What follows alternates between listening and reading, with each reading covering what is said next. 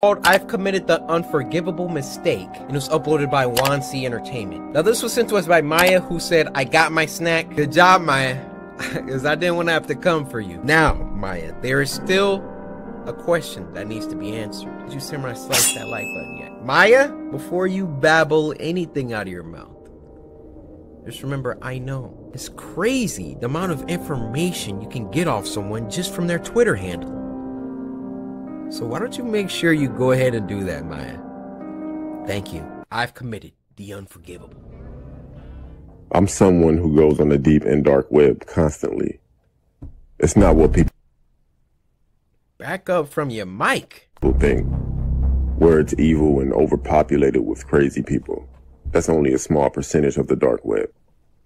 Okay. Years ago, my girlfriend broke up with me, and I put her personal information on a forum. And soon after that,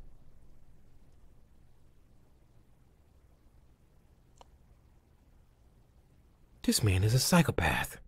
His girlfriend broke up with him, so he put her information on the deep web?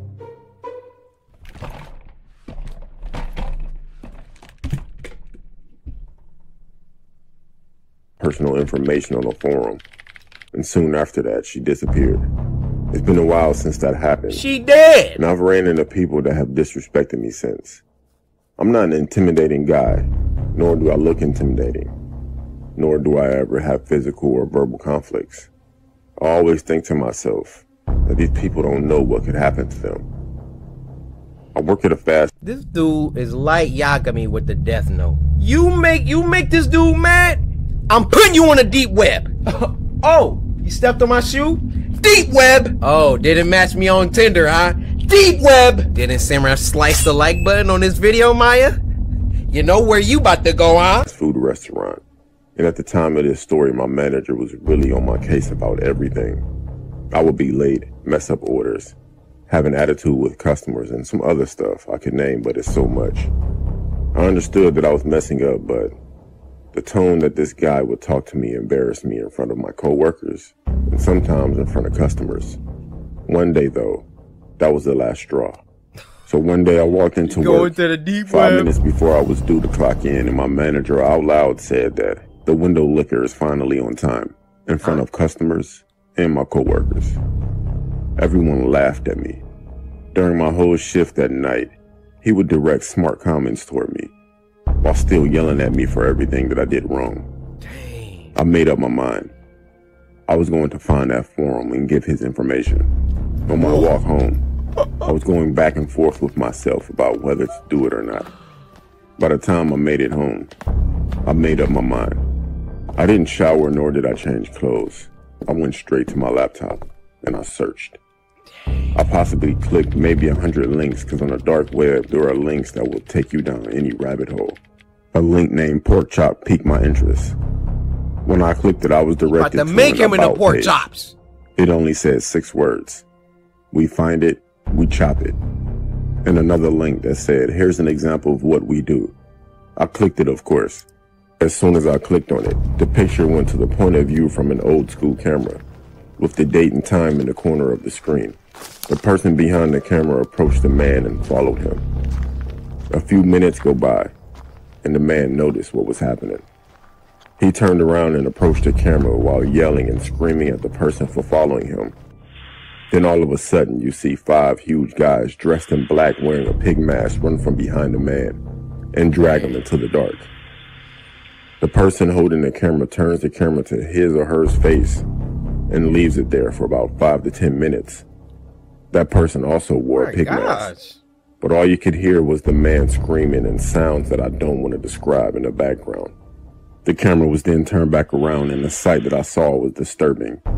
It was something that no one would ever want to see. Some people say that they wouldn't wish it on their worst enemy, but I did. Yeah. After the video was over, there were links. One said pork, and the other said chop. I clicked on the pork, and it prompted me to put in a code. I didn't have one, so I backed out. So I clicked on chop. There was information that needed to be filled out, like name, height, description, and place. I filled out all the info for my manager. And the place, it was my job. I submitted the form. At the end of the screen, it said, "See you soon." 4 days later, while at work, my manager approached me and decided to apologize for the way he treated me and offered to give me more hours and said that he will work with me more often because he sees potential in me. Sorry, pal. I already put the head out. I'm sorry. Hours later, it was close to the end of the night. My manager helped me with the trash and took it out for me. As I were putting chairs on top of the table getting ready to mop, I looked outside and saw my manager looking over at something, but he looked worried. I moved to get a better look and I saw what he was looking at. He was surrounded by 6 people in a pig mask with weapons in their hands. I ran outside as they swarmed him, except for one person. He had a camera. I forgot all about these guys, and then I put his information on the website. I ran outside as they approached him. He looked at me for help, but I ran back inside and called the police. It took them 10 minutes to get there. When I looked back outside, what I saw was the most disgusting thing I've ever seen. I wish I could get the image out of my head. Between the time of me initially seeing them, calling the cops, and running back outside, these guys were gone. But my manager was still there. I went to his funeral the next week. The next day I received an anonymous email that had the whole video. They were watching him his whole time he was on shift. I don't know how they got my email. I never provided any of my information. Till this day, I still feel sick because my manager was starting to be nice to me that day. I can't go back on the dark web.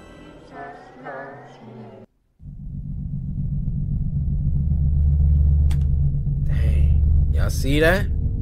Be nice to people. You never know, the last person that you bully just might be the one that put you in the death note, or in real terms, the deep web.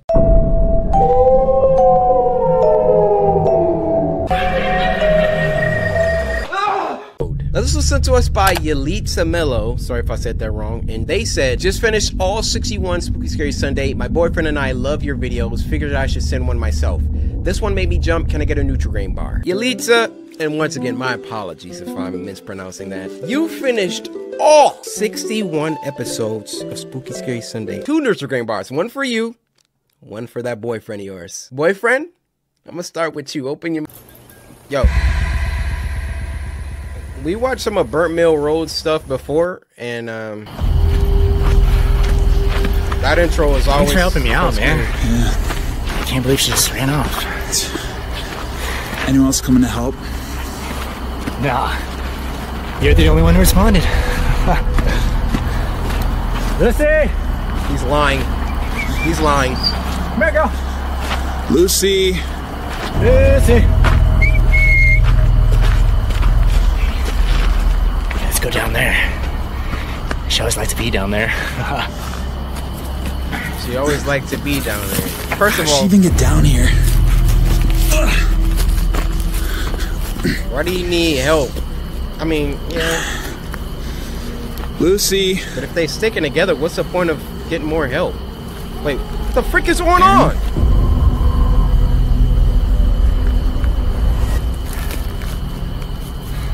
I'm going home. I have to tell you something. Don't want to hear it. I'm going home. You're such a nice lad. What?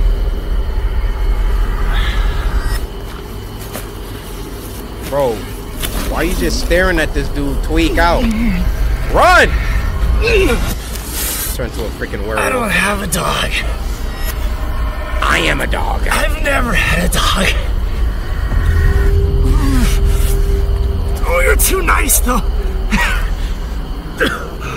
You should run now, lad, before it's too late. Why did you bring me out here then?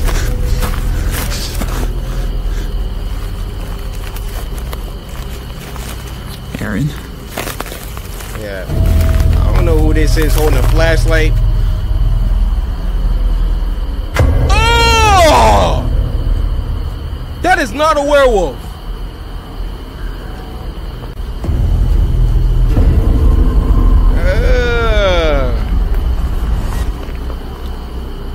Cameraman has no reaction, just staring at him.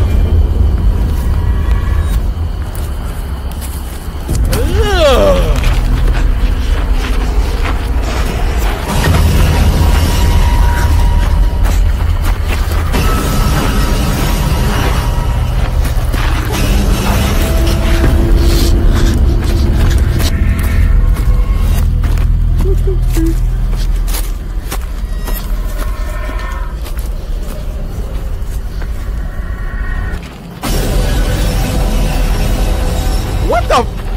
Bro, I can't see. Oh, that is a dog.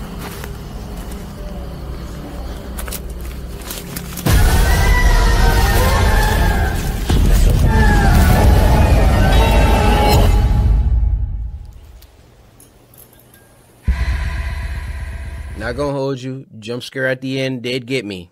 However, that was pretty weird. Cameraman, or he's not holding a camera. Guy holding the flashlight, literally just backing up, making no noise as we got some monster freak. Like, where was the screaming? Where was the urgency? The video of this week is called Bent Neck. Reminds me of The Crooked Man. Remember those RPG horror games we used to play? I remember those too. And this was uploaded by Buried Hatchet Productions. Now this was sent to us by Senzo, who said, you really gotta see this. This is crazy. So, hey. Oh, say less. In the 19th century, condemned prisoners were hanged for murder, stealing, and other crimes. They were painted at the gallows and were sold... Hold up, let me pause it. They were painted at the gallows, painted, and were sold to keep in homes to hold back evil. This punishment was called the bent neck and was banned years later due to numerous unspecified suicides at the locations of the paintings. Yo, creeped out off the beginning. Yeah, I'm not gonna be able to tonight. I'm stuck house sitting, but the pay's great, and I definitely need it. Yeah, no problem. I totally understand. Yeah, maybe we could do something next week. Yeah, sounds good. Alright, man. See you later. Alright. Take care. Sound quality on point. Production quality looking nice so far.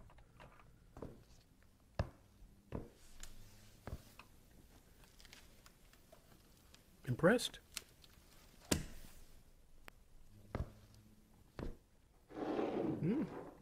This is a very nice home. Very eclectic. Architecture books lying around, all these statues and don't stare, don't remember.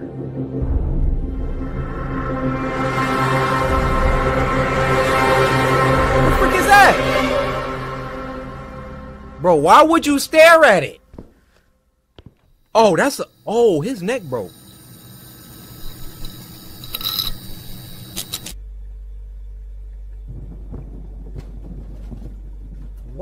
Why are you in a fridge? Why did you leave that up? That was down for a reason, my guy. Yeah. About to get your neck bent now.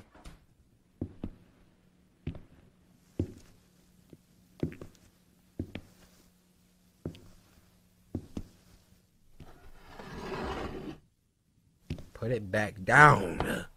That's how you found it. Oh, he gone. He gone. Yeah, you noticed that. Woo.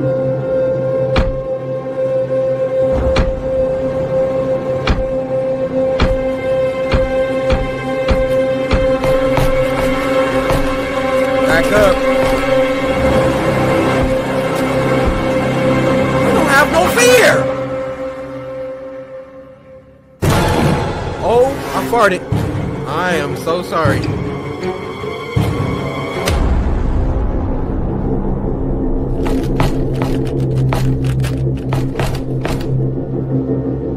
Leave the house.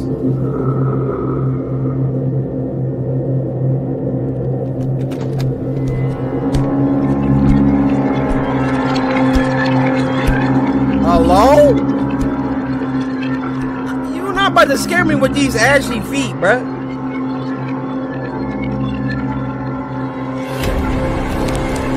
Oh. Decrepit toes.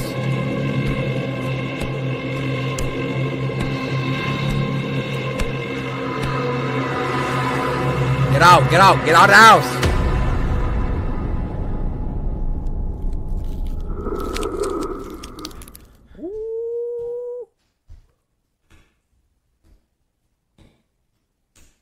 Yeah, there go the door, there go the door. boy. Please, did he just go in the closet?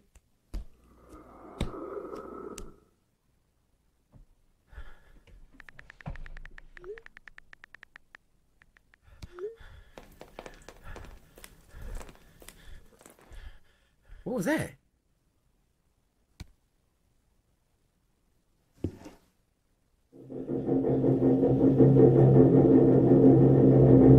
Shouldn't have been staring. You didn't hear that door?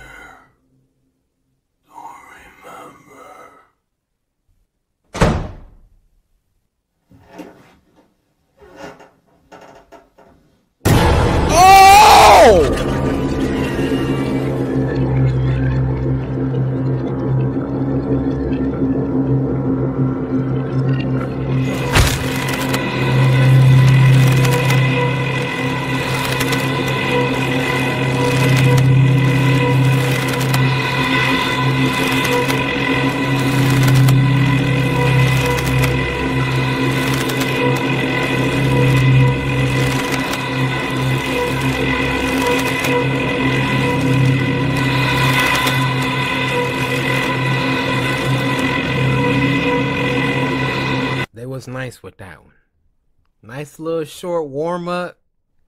That was nice. Next one is called I Got a Message from My Friend Who Got Murdered. And this was uploaded by Wansi Entertainment. Now this was sent to us by Hare, who said the last one was fire, so here you go, king. I am a black king. What can I say? Thank you for sending me this. Alright. If you got that message, then they not dead. It happened a few years ago. I was hanging out at the local mall with a couple of my friends, just chat. A couple of hours later, we had to go back home, so we all left the mall. When I got back home, I went inside my room to watch some TV. It was almost midnight when I got a text from my friend saying, "Hey, just finished the date." So I texted back, "Was he pretty?" He replied, "Very funny. Jokes aside, my car broke down and I need you to pick me up." Then he sent me an address. Well, I'm not the kind of person who ignores when my friend needs a hand. So I asked my parents if I could take the car, and they said yes. Still at home? You sound about 30. My phone and texted again. On my way. Soon I got to the address he sent me and parked in the driveway. While I was going up the stairs, I kind of had a creepy feeling. Come outside. As if I was being watched. Anyway, I rang the doorbell and heard someone say, "Come in." At first, I didn't recognize the voice. It was neither my friend's voice nor a female voice, so I just figured that it might be the girl's dad. Well, I was a bit surprised that the door was already open. But anyway, I walked in, and when I closed the door behind me, I saw this man watching TV with the girl and my friend. What the frick are you doing I inside said, there? "Hey, Drake." All right. However, for some reason, he didn't respond. I had a strange feeling, so I slowly walked up to Drake. And I would never forget what I saw at that moment. The girl and my friend Drake were stabbed, and they were already dead. Dang! They were put in a position in a way that it looked like they were sitting. So I thought they were just watching TV like that. I looked over at the man watching TV, and I saw that he was holding a bloody knife in one hand, and my friend's phone in his other hand.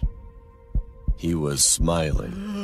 The man turned his head toward me, stood up and said, "Hello, young man. It's your turn." I tried to run out of the door, but because he was laughing so loudly, I was terrified, and I couldn't move. But there was no choice.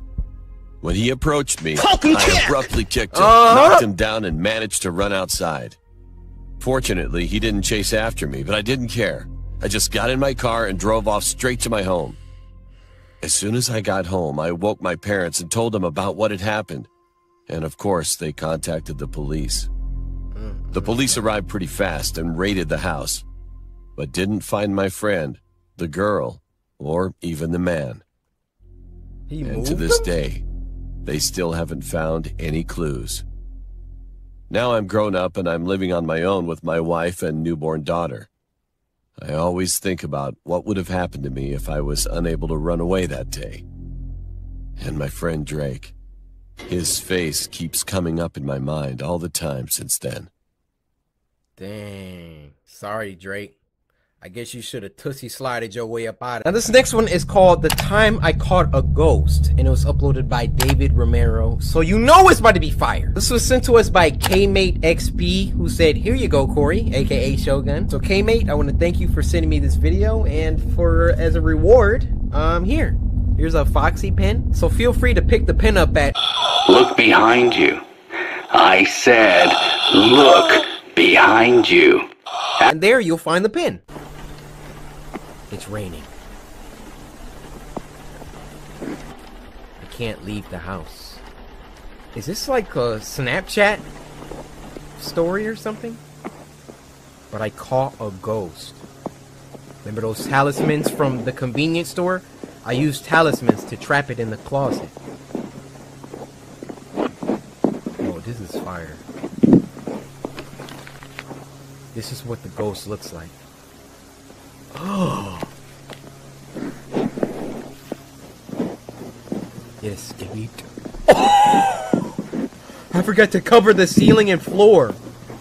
Come on, mate. It must be in the attic. Get out of the freaking house then, mate.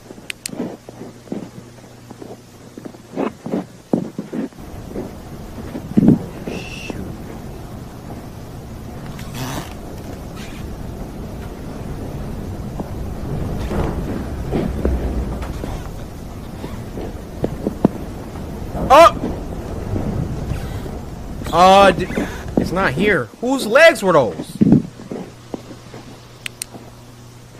It must have gone down in the basement.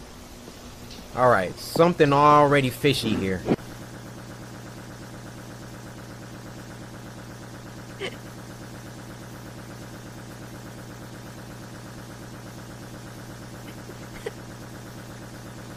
There it is. I found the ghost. It's inside the wall.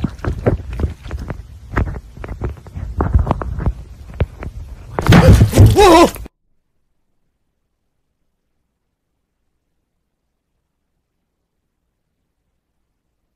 My eyes are watering from that. Now, this next one's called Why Does My Family Hate Me? This was uploaded by our Ate Sapphire. And this was sent to us by Kmart Jackson. I didn't add the T. It's not Kmart Jackson. Thank you for following the directions of following me on Twitter and sending me this story.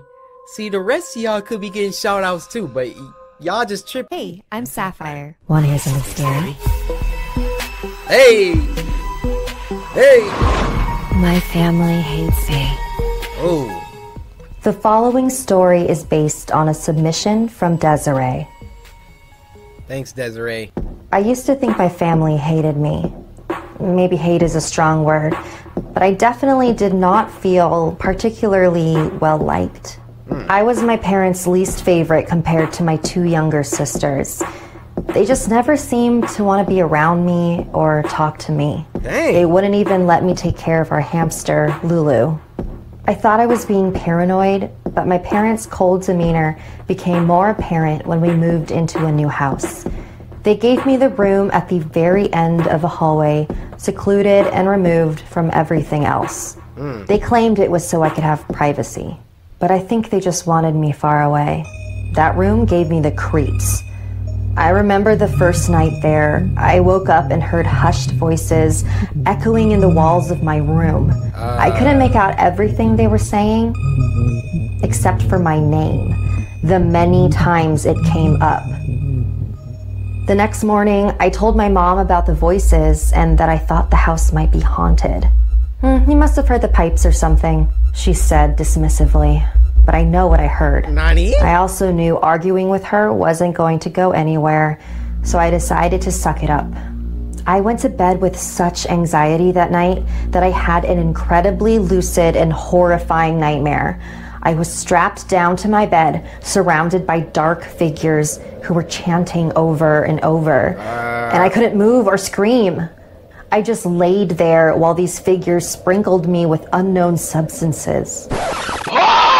What think we're gonna have to call Chief on that. What are these substances? The next morning at breakfast, I silently ate while my parents asked my sisters how school was going. Then Jamie, one of my sisters, turned to me. "Are you still hearing things at night, sissy?" she asked. I was actually a little startled by the sudden attention on me.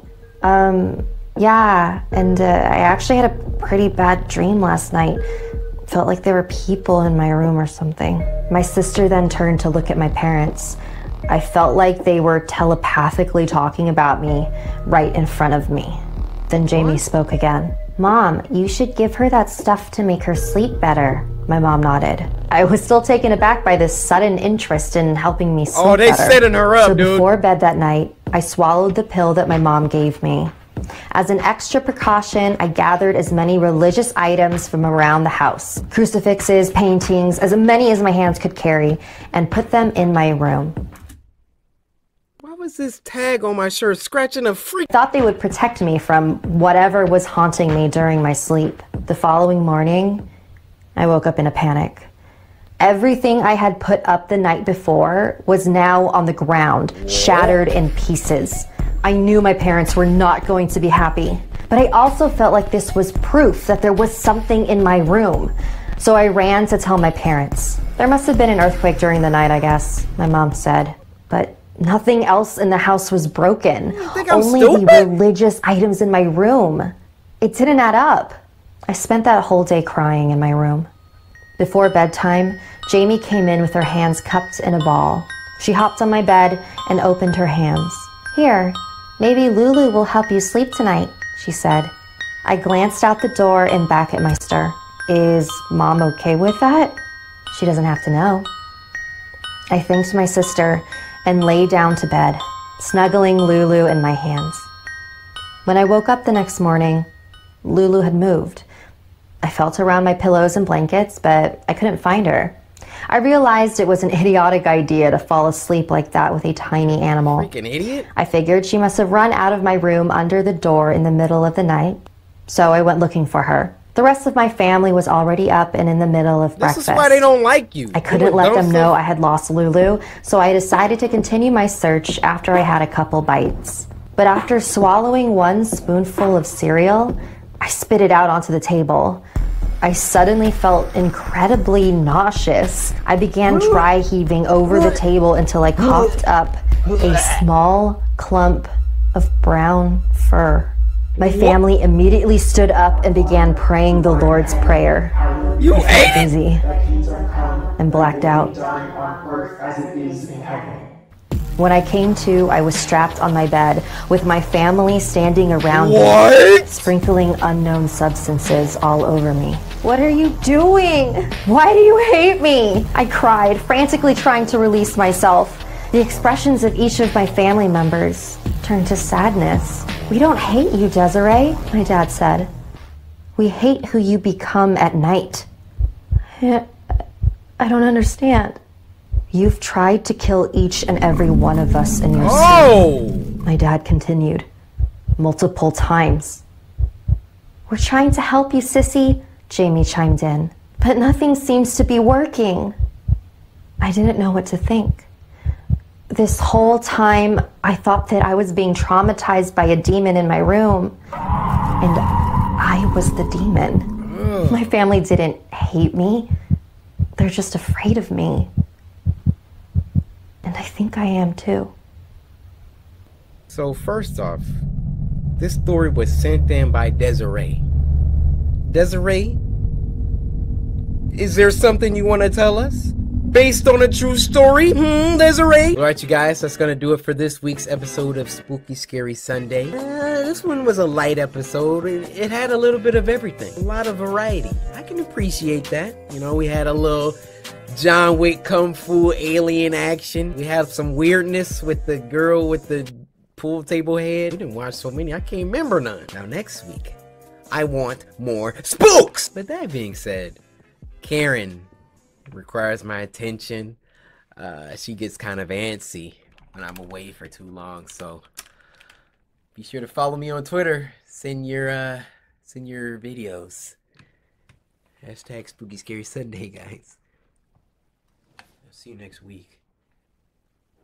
called The Accident POV by The Legends. True horror stories POV, so you know it's about to be a banger. Now this was sent to us by Denzel Todd over on Twitter, who said, I promise this really scared me. Me and my daughter both watch your content and love it. Well, being it that it is a True Horror Stories POV video, we gotta set that mood right. Turn the volume up, guys. Turn the volume up. It looks like before we even press play, we got some ad here. What are they selling? Real estate or something like that? Buy, sell, rent? Mami cakap tak ada susah nak cari ejen ni. Sekejap je kat sejam jumpa. Tak payah nak cari lama-lama. Take a long time. Nampak? See? Aku buka je tu dapat. Mami. Cute lah. 1001 excuses. Look at that English. Okay. Itulah, but it's not safe. I keep telling her. You see the place is so ulu kat sini. Ya Allah. Habis she sama tinggal seorang-seorang. She should, I don't know lah, penat lah. Tired of this. They've been going a long distance. Abang Yusuf tulis sini? Yeah. He bring the car. Oh, so sorry. Sakit pada. You're webbing her foot. Alamak. Asal? I forgot my bag. Don't leave me here. Don't leave me. Okay, you just sit here. No. Aduh, cepat. No, I'm not waiting here. I got one leg.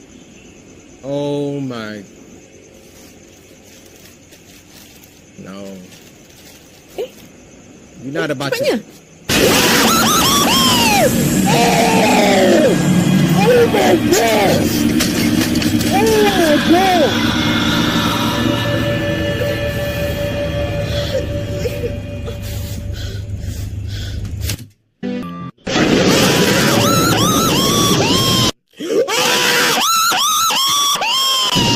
Oh my gosh, that happened so fast. I'm hearing a noise and then oh, my eyes watering. Hold on. I'm hearing a noise.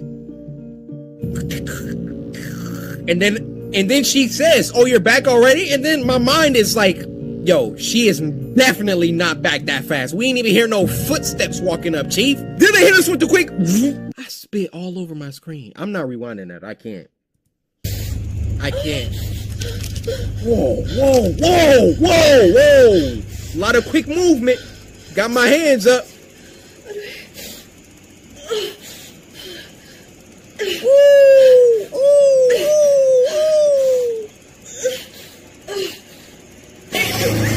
Oh my gosh! What's these footsteps? Bro, I'm not digging this. I'm not.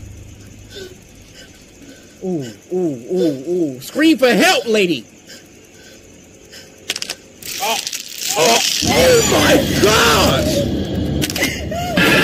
Bro, stop it! I can't.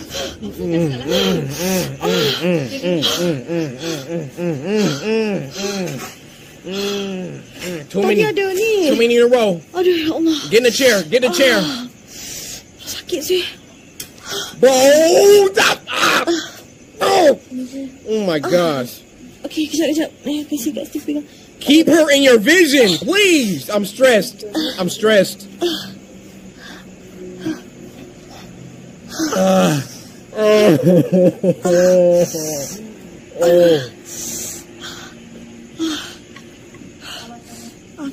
Don't leave me. Hold my hand. Thank you. Where was you at? Di sana boleh. Thank you. Ni boleh kat sini. She ain't gonna ask like, how did you get out of the chair? From here. Tolak kat sana ke apa benda? Bro. Tolak sana. Bro. Sana. Pergi sana. Big belum ni.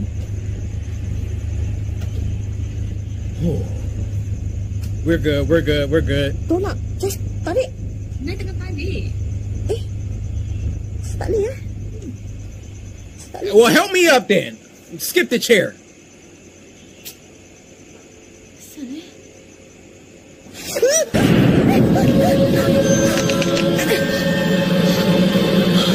Stay with me, girl. Stay with me.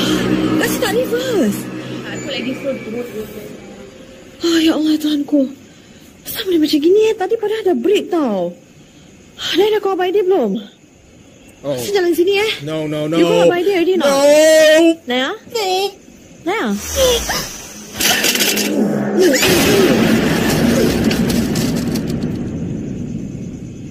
Bro, the turning, I can't. Tolong kasih dah tu. Kasih kau.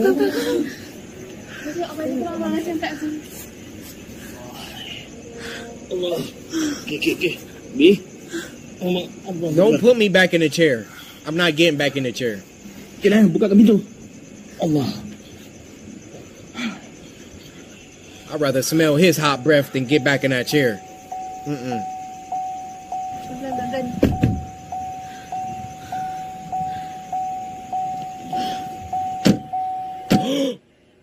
What was that? I saw something. Alamak. Which chair? Oh, okay, naik. No, Naya. Tak apa. Tak payah. Just go. Tak payah. Just trust me. Gila.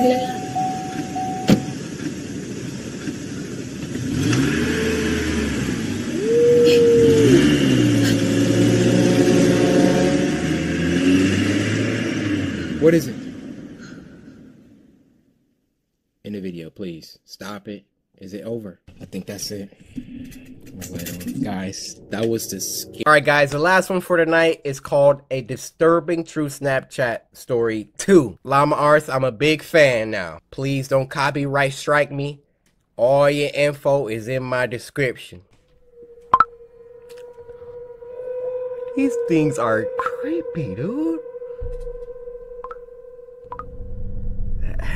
This is a short but terrifying story of something that happened when I was Snapchatting Wait, a this friend. is the guy from the first I'm one. pretty young. I'm only 13, still in middle school.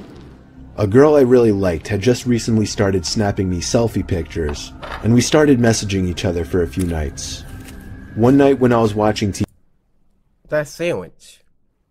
Is that a, dang, I recognize that sandwich. Alright, maybe I'm tripping. But he got them same flip-flops and socks! She sent me a snap of herself laying in her bed without a caption. Hey. I sent a message saying, "What's up?" What's She sent up? another identical picture, this time with a caption saying, "Not much, you?" She set the timer to 10 seconds, so it gave me plenty of time to analyze the picture, including her bedroom in the background, and the dark outline of a person standing by her window. No. I quickly sent a response message. Bro, call saying, her! "Is that your brother by the window?" She sent another identical snap, this time captioned, "What do you mean?" Are you gonna turn around? The figure at the window was closer, and I could see a hand pressed up against the glass. What a freaking idiot. When you take the picture, you have to look at it to add the text, right? How did she not? Is this a true story? I don't see how this could be a true story at this point. You literally have to look at the picture to type, "What do you mean?" You see that big old freaking shadow? When I saw the first one, if I cared about this girl at all, yo, somebody at your window, wake your daddy up. Wake up, wake up, wake up. It's the first of the month. I closed the snap before the timer even ran out so I could tell her quicker. I said, "There's somebody at your window, turn around." How did you not see? She opened my snap almost immediately, and then I didn't hear from her again on the app. Oh, I grew more and more worried as the minutes passed. I texted her a few times to no avail. I tried calling her a few times to no avail as well. I didn't know her house phone number, otherwise I would have called her parents. It wasn't until midnight when I was already laying in bed that she finally texted me back. She explained the whole situation. As soon as she looked at her window and saw the person standing there, she screamed, and that caused the person, who turned out to be a 20-something-year-old man, to open the window and jump into the room. Oh my gosh! From there, she ran to her parents' room and woke her dad, who went to her room to find nothing but an open window. It wasn't exactly a personal story of mine, but it freaks me out nonetheless, knowing that the only thing that saved my friend from whatever could have happened was the fact that I was able to see the window through her selfies, unbeknownst to the creeper at her window. Bruh, you just sitting there with the window open, or window unlocked, no blinds drawn. You just my tank top, just doing my makeup. Hey, open your eyelids for being so freaking dumb, bro. I get paranoid when my blinds are open, even during the daytime. People, you don't know what people are doing, bro. Somebody could be, oh, yeah, take that bra off, boy. I mean, hold up. Anyway, guys, that was 2 animated scary stories. Dang, them boys are short, but they're really good. Y'all want a little series? I might have to email Llama Arts before. Y'all want a little reacting to scary animations or reacting to scary stuff? Let me know down in the chat what you want to see, or the best stories or whatever. And I'll see you little scaresters on the next episode. Too much? Alright, yeah, just cut it. Hitchhiking horror stories. 3 months after I turned 16 in 2005, I got my first car, a '99 Toyota Camry. On a warm Saturday night, when my friend Alex invited me over to one of his friend's big parties, I knew I wouldn't be in a condition to drive the Camry home afterward. So we carpooled with Alex's girlfriend, Brianna. We lived in the countryside of Virginia, meaning less big parties. Meaning when there was a big party, it was a huge deal and everyone would go. We lived about 5 to 10 minutes away from this kid's house. I knew where he lived as I was acquainted with him, but not exactly friends. The whole ride there, we took the same 2-lane highway type road through the woods, and this kid's house was actually on this road further down.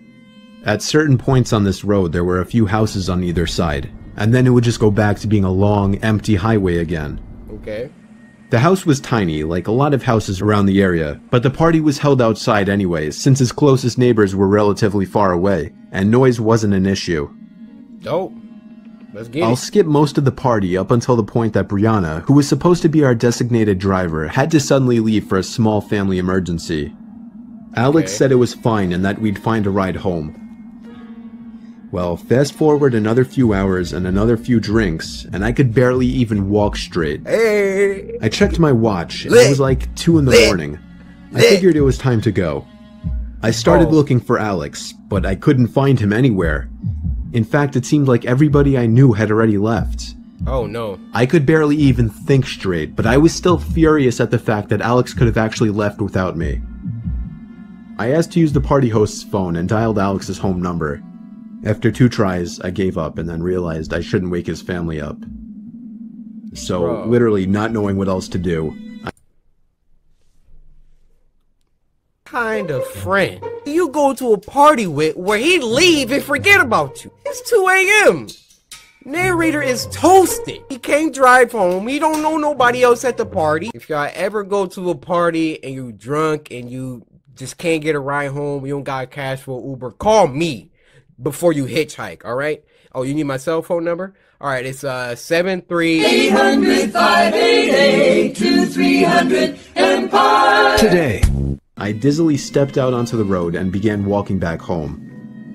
I knew this walk would take anywhere from half an hour to an hour in my condition. Maybe after 15 minutes of walking down the road, the slight shine of car headlights on the road was fading in from behind me. Jumping for joy inside, I lifted up my arm and stuck out my thumb. Why? As the car neared, it slowed down and came to a stop. You never know who is pulling up. The man driving the '98 Ford Explorer rolled down the window and asked where you headed. I told him my house was just down the road and beyond a right turn, probably slurring my words beyond comprehension. You know he drunk. He chuckled and told me to hop in. I thanked him and joyously hopped into the truck. I was exhausted, and I remember completely disregarding things the guy was asking me because I was so close to just passing out. And that's what happened. No. The memories of being in that truck turned to a fog, as I'm sure I passed out. You passed out in his car? Oh my gosh, this dude can take him anywhere. The next thing I remember, I woke up still in the moving truck. The guy looked at me and laughed, but didn't say anything.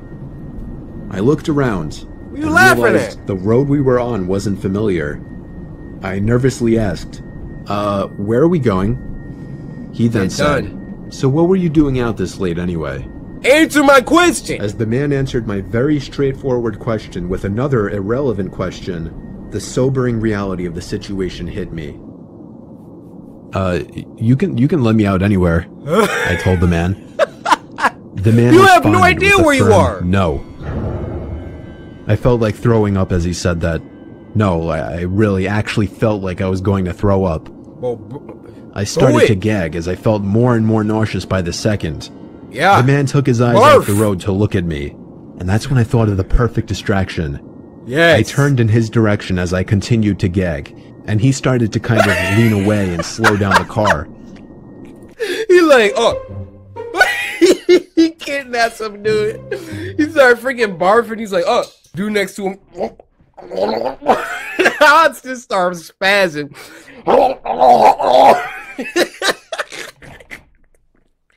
My dude be like, oh, oh, oh. Thankfully, I drank as much as I did because I finally threw up and made a point of doing it all over the man's lap.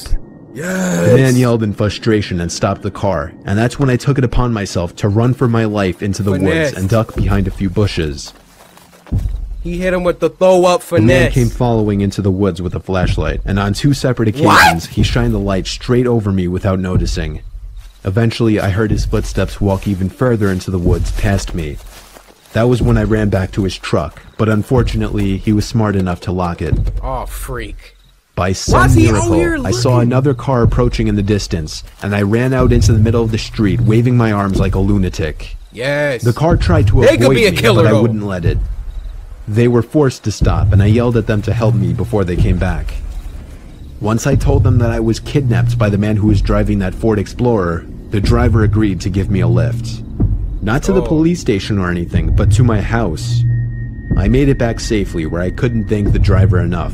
Thank you. I immediately woke up my parents and told them. My dad wanted to know if I got his tag number, and then I felt like punching myself in the face. I failed to get the simplest information from the guy that would have allowed me to actually properly report him. Dang. All I knew was that he drove a faded blue '99 Ford Explorer. I made sure to give Alex a piece of my mind, and part of me always held a grudge against him ever since, just for abandoning me at a party without telling me. When I see you at school tomorrow, you getting creamed. Take that as you will.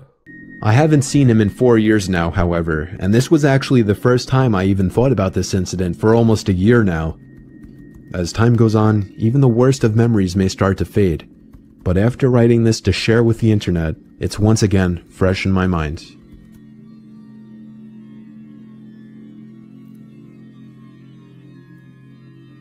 That music.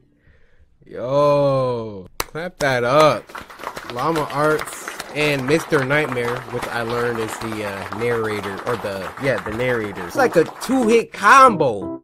Mr. Nightmare is dope at the freaking narration, and then Llama Arts just brings it to life. Now this next one isn't even on YouTube. This is called Paper Body, and it was uploaded on Newgrounds by the author Lord Kid. Now this was sent to us by Monet Gray, who said, this video is terrifying and I'm gonna have nightmares now. Well, I'm sorry about your impending nightmares, but we got you covered here. Monet, your mouth please.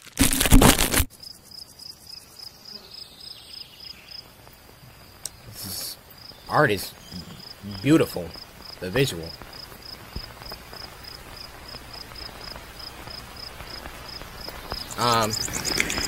What?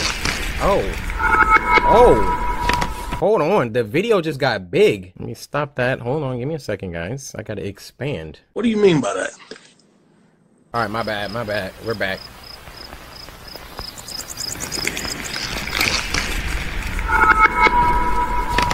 What? Okay. This is so cool.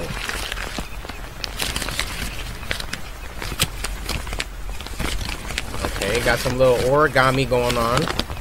Oh, little sailboat. Nice. What? What kind of style just changed? What? Are you looking at me?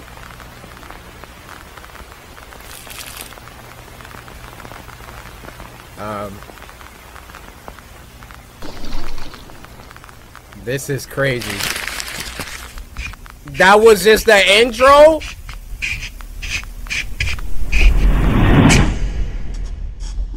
Okay, timeout.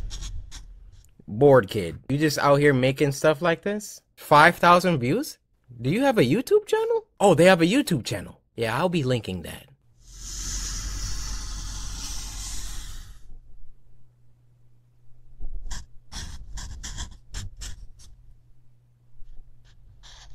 Oh, is she dreaming?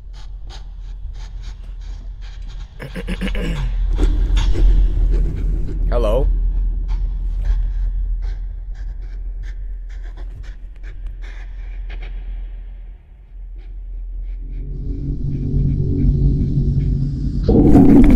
What?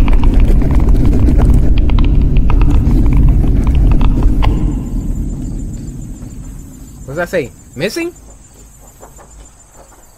Well, I think so.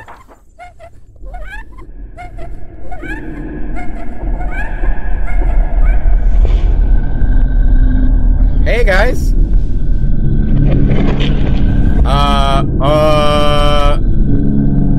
Attack on Titan?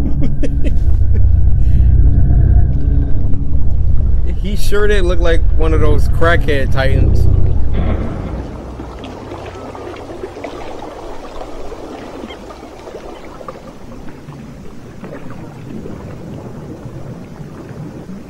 Alright, she's having some sort of like... She probably has some Taco Bell for dinner. Having all these lucid dreams. Hello? I'm gonna censor those. I don't know what you are. No disrespect. I just...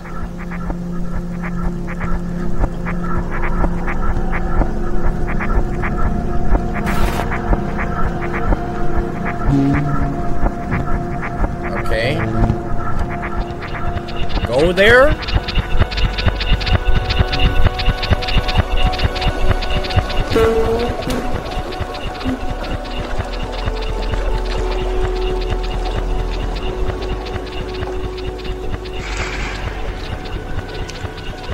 Guys, I'm at a loss. I feel like I just ate some mushrooms, or I don't really know what's going on here. I mean, I like it. I'm just unnerved. It's the best way to put this.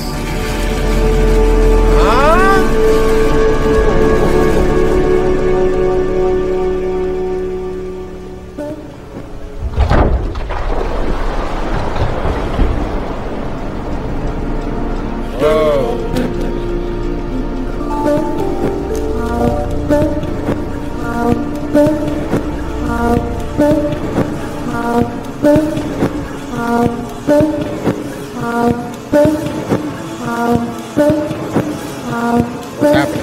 Where are we going? What?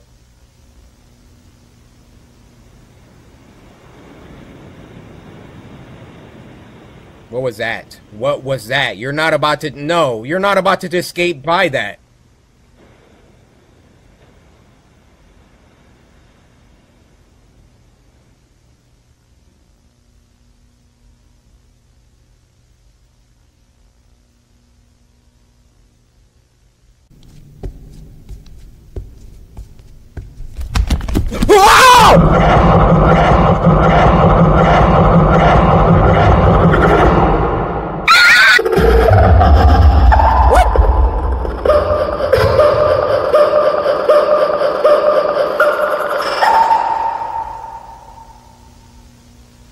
Okay, it got scary right there. What the fuck?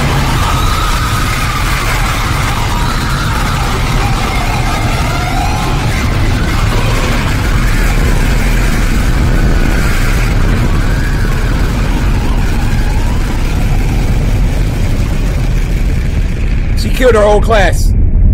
She killed her whole class. Oh! Oh!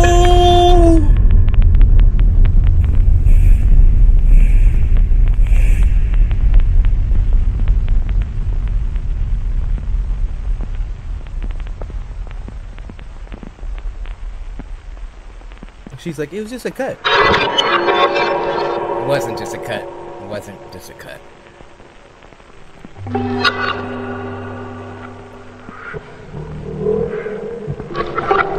You drew this, board kid?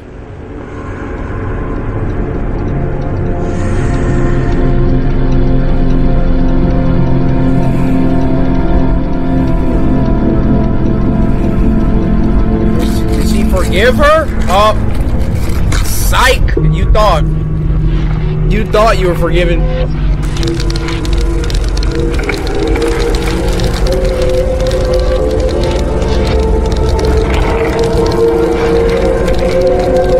Oh my.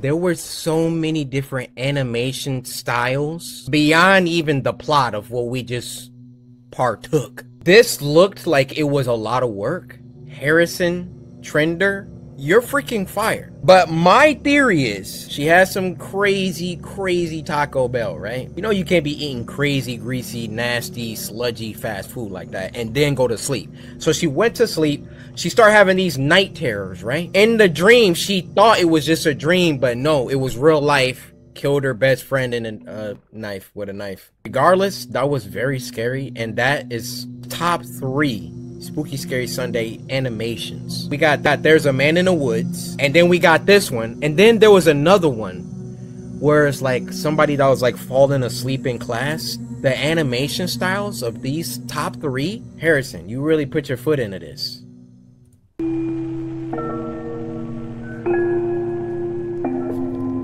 This was freaking wild. Monet Gray, thank you for sending us a gem. Art assistance by Rachel Ryan. Shout out to Rachel. What? Alright guys, this next one is called Hitchhiking Horror Stories Animated. I am an avid non-supporter of hitchhiking. Hitchhiking Horror Stories. 3 months after I turned 16 in 2005, I got my first car, a 99 Toyota Camry. On a warm Saturday night, when my friend Alex invited me over to one of his friend's big parties, I knew I wouldn't be in a condition to drive the Camry home afterward. So we carpooled with Alex's girlfriend, Brianna. We lived in the countryside of Virginia, meaning less big parties. Meaning when there was a big party, it was a huge deal and everyone would go. We lived about 5 to 10 minutes away from this kid's house. I knew where he lived as I was acquainted with him, but not exactly friends. The whole ride there, we took the same 2-lane highway type road through the woods, and this kid's house was actually on this road further down. At certain points on this road, there were a few houses on either side, and then it would just go back to being a long, empty highway again. Okay. The house was tiny, like a lot of houses around the area, but the party was held outside anyways, since his closest neighbors were relatively far away, and noise wasn't an issue. Dope. Let's get it. I'll skip most of the party up until the point that Brianna, who was supposed to be our designated driver, had to suddenly leave for a small family emergency. Alex said it was fine and that we'd find a ride home.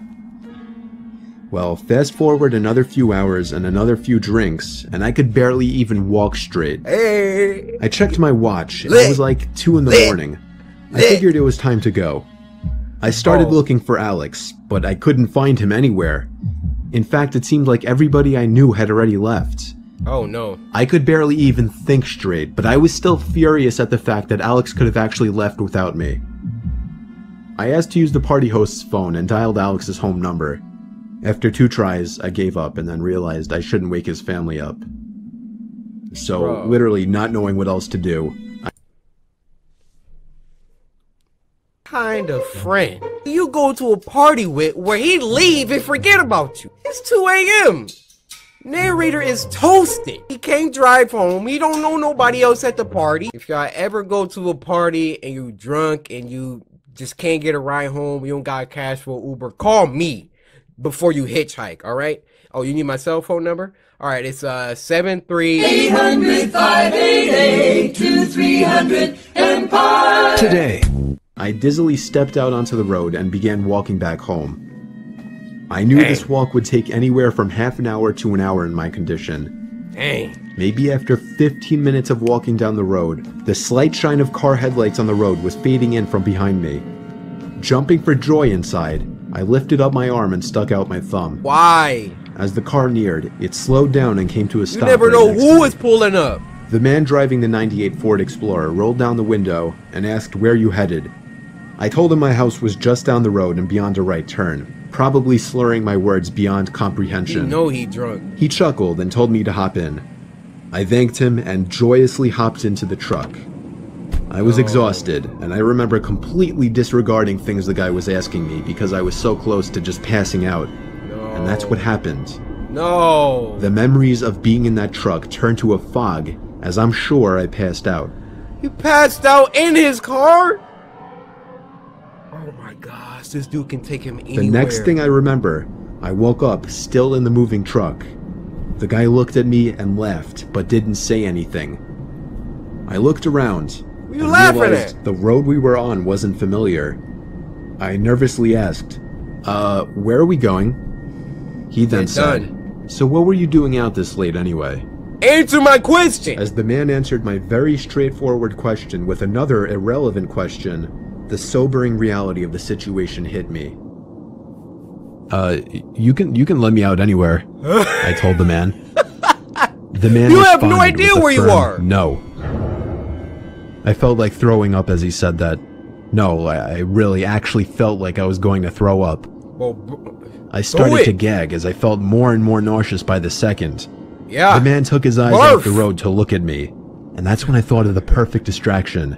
Yes. I turned in his direction as I continued to gag, and he started to kind of lean away and slow down the car.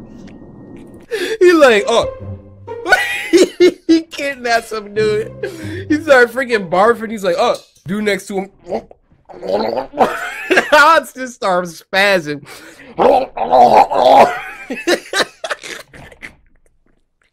My dude be like, oh! Oh! Oh! Thankfully, I drank as much as I did because I finally threw up and made a point of doing it all over the man's lap. Yes. The man yelled in frustration and stopped the car, and that's when I took it upon myself to run for my life into the woods and duck behind a few bushes. He hit him with the throw up finesse. The man came following into the woods with a flashlight, and on 2 separate occasions, he shined the light straight over me without noticing. Eventually, I heard his footsteps walk even further into the woods past me. That was when I ran back to his truck, but unfortunately, he was smart enough to lock it. Oh, freak. By some miracle, I saw another car approaching in the distance, and I ran out into the middle of the street, waving my arms like a lunatic. Yes. The car tried to avoid me, but I wouldn't let it. They were forced to stop, and I yelled at them to help me before they came back. Once I told them that I was kidnapped by the man who was driving that Ford Explorer, the driver agreed to give me a lift. Not to the police station or anything, but to my house. I made it back safely, where I couldn't thank the driver enough. Thank you. I immediately woke up my parents and told them. My dad wanted to know if I got his tag number, and then I felt like punching myself in the face. I failed to get the simplest information from the guy that would have allowed me to actually properly report him. Dang. All I knew was that he drove a faded blue '99 Ford Explorer. I made sure to give Alex a piece of my mind, and part of me always held a grudge against him ever since, just for abandoning me at a party without telling me. When I see you at school tomorrow, you getting creamed. Take that as you will. I haven't seen him in 4 years now, however, and this was actually the first time I even thought about this incident for almost a year now. As time goes on, even the worst of memories may start to fade, but after writing this to share with the internet, it's once again fresh in my mind.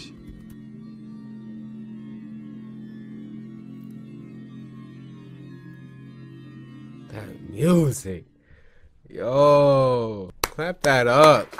Llama Arts and Mr. Nightmare, which I learned is the narrator, or the narrator. It's like a 2-hit combo. Mr. Nightmare is dope at the freaking narration, and then Llama Arts just brings it to life. Y'all want to do one more? All right, let's just do one more. This next one is called Ice Trays, and it was uploaded by, and it's on the screen, Deformed Lunchbox. Now, this was sent to us by Shelb, who said, "Hey, Cory, I think you're really gonna like this one. Also, Nutri-Grain bar, please." Shelb, you didn't even have to tell me. You already know, baby. Nutri-Grain bar going down your gullet.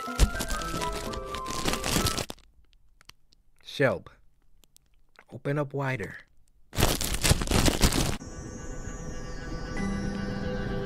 Ice trays.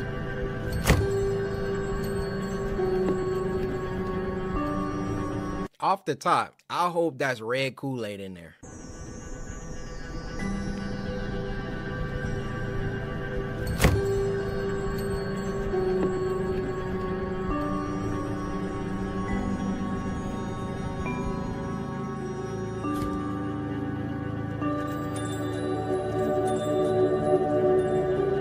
Why is it so majestic?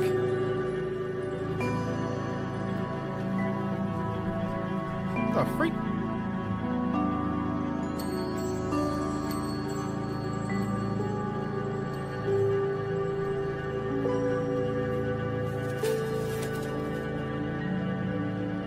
Yeah.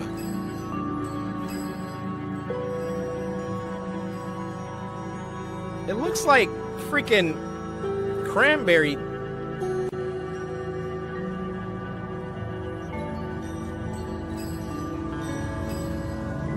frick is happening? What is happening? What is happening? What is happening?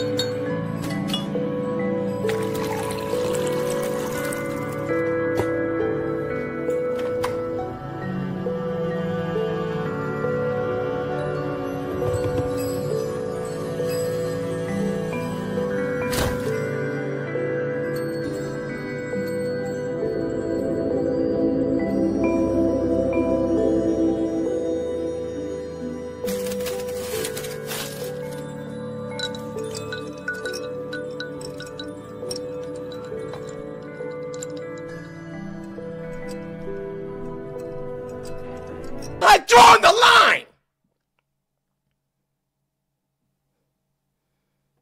This whole time, I've been thinking, what am I watching? What is the purpose? What is the punchline? What is it?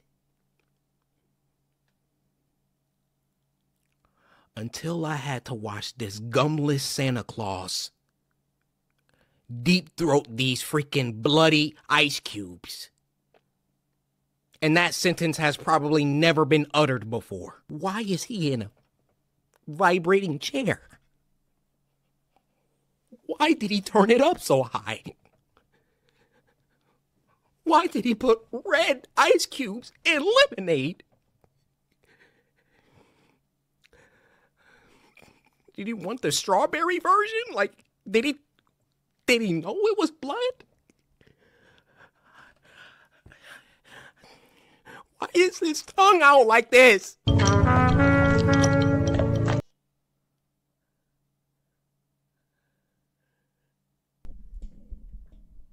Deformed Lunchbox, who hurt you? That had to be a subliminal. There's something deeper here. There's something that the average viewer wouldn't understand. So the old man was aware that was blood. Why is his chair in the shadow realm? Why was it vibrating? There's a deeper message. There's something, but I am never watching that again. to find out. In the comments, please. You all do your best. I need the most scholarly geniuses to elucidate what that was, please. I won't be able to sleep at night until that made sense. That makes sense to me. The music, everything about it just didn't add up. Oh, y'all really trying to watch these cursed videos? It's cursed! Welcome to the Fazbear's freaking Windows 95 voice reading to me. If you playing this through your speakers, you about to you about to invite demons in your house. Put the headphones on. Welcome to the Fazbear Entertainment's maintenance video manual. I'm not with this, guys. This tape will cover the instructions on how to clean out your state-of-the-art animatronic characters. Each animatronic has the same cleaning procedure. First, reach behind their neck and press the red button. Oh my gosh. This will set them into maintenance mode. Oh my goodness. Second, it's gonna move. The unlock button on the back of the head. Remove the upper jaw carefully. Don't trust it, guys. That's the lower jaw. Okay. Third, press down on both shoulders to unlock get ready the for a jump shoulder scare. joints. Remove both arms. Finally, take the torso piece and lift it upward until it is completely removed. Oh my gosh. It's a kid. Climb inside the torso and accept your death.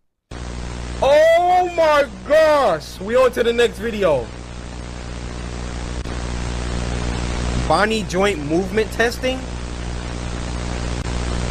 Fingers. Yo, these videos are cursed. Legs. Okay. Got a little articulation. Nope. Uh-oh, eyes. Uh-oh. Is it looking at us? Oh my goodness. Whoa! Wait, I think I saw it. Oh, yep, there it is. Look at him in the dark.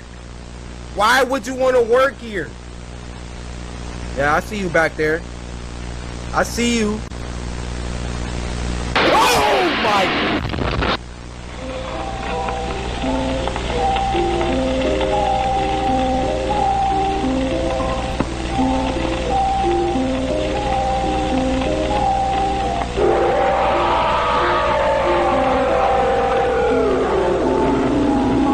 You're inviting demons in your house. Oh. What the f?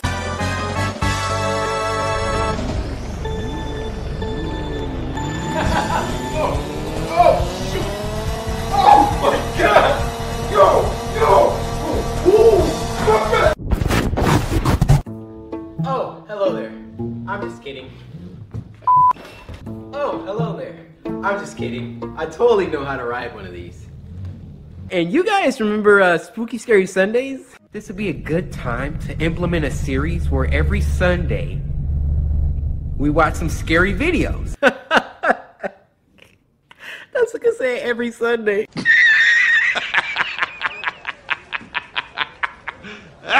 Now listen, I know that I said every Sunday, okay? But I'm gonna make up for it, okay? Y'all have never seen somebody dance on a hoverboard. So hopefully this dance makes up for all the weeks that I've skipped. Alright? Spooky Scary Sundays. Here we go, here we go. You, me, you, me, ooh, you, and me.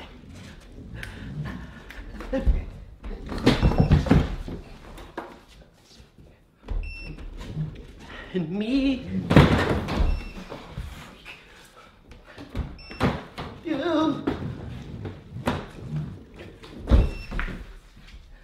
And me. So today we're going to be taking a look at Crypt TV. Now, Crypt TV is a YouTube channel that hosts a bunch of scary horror films. Now, a few of their reps have reached out to me and asked me, shout out Alex and Darren.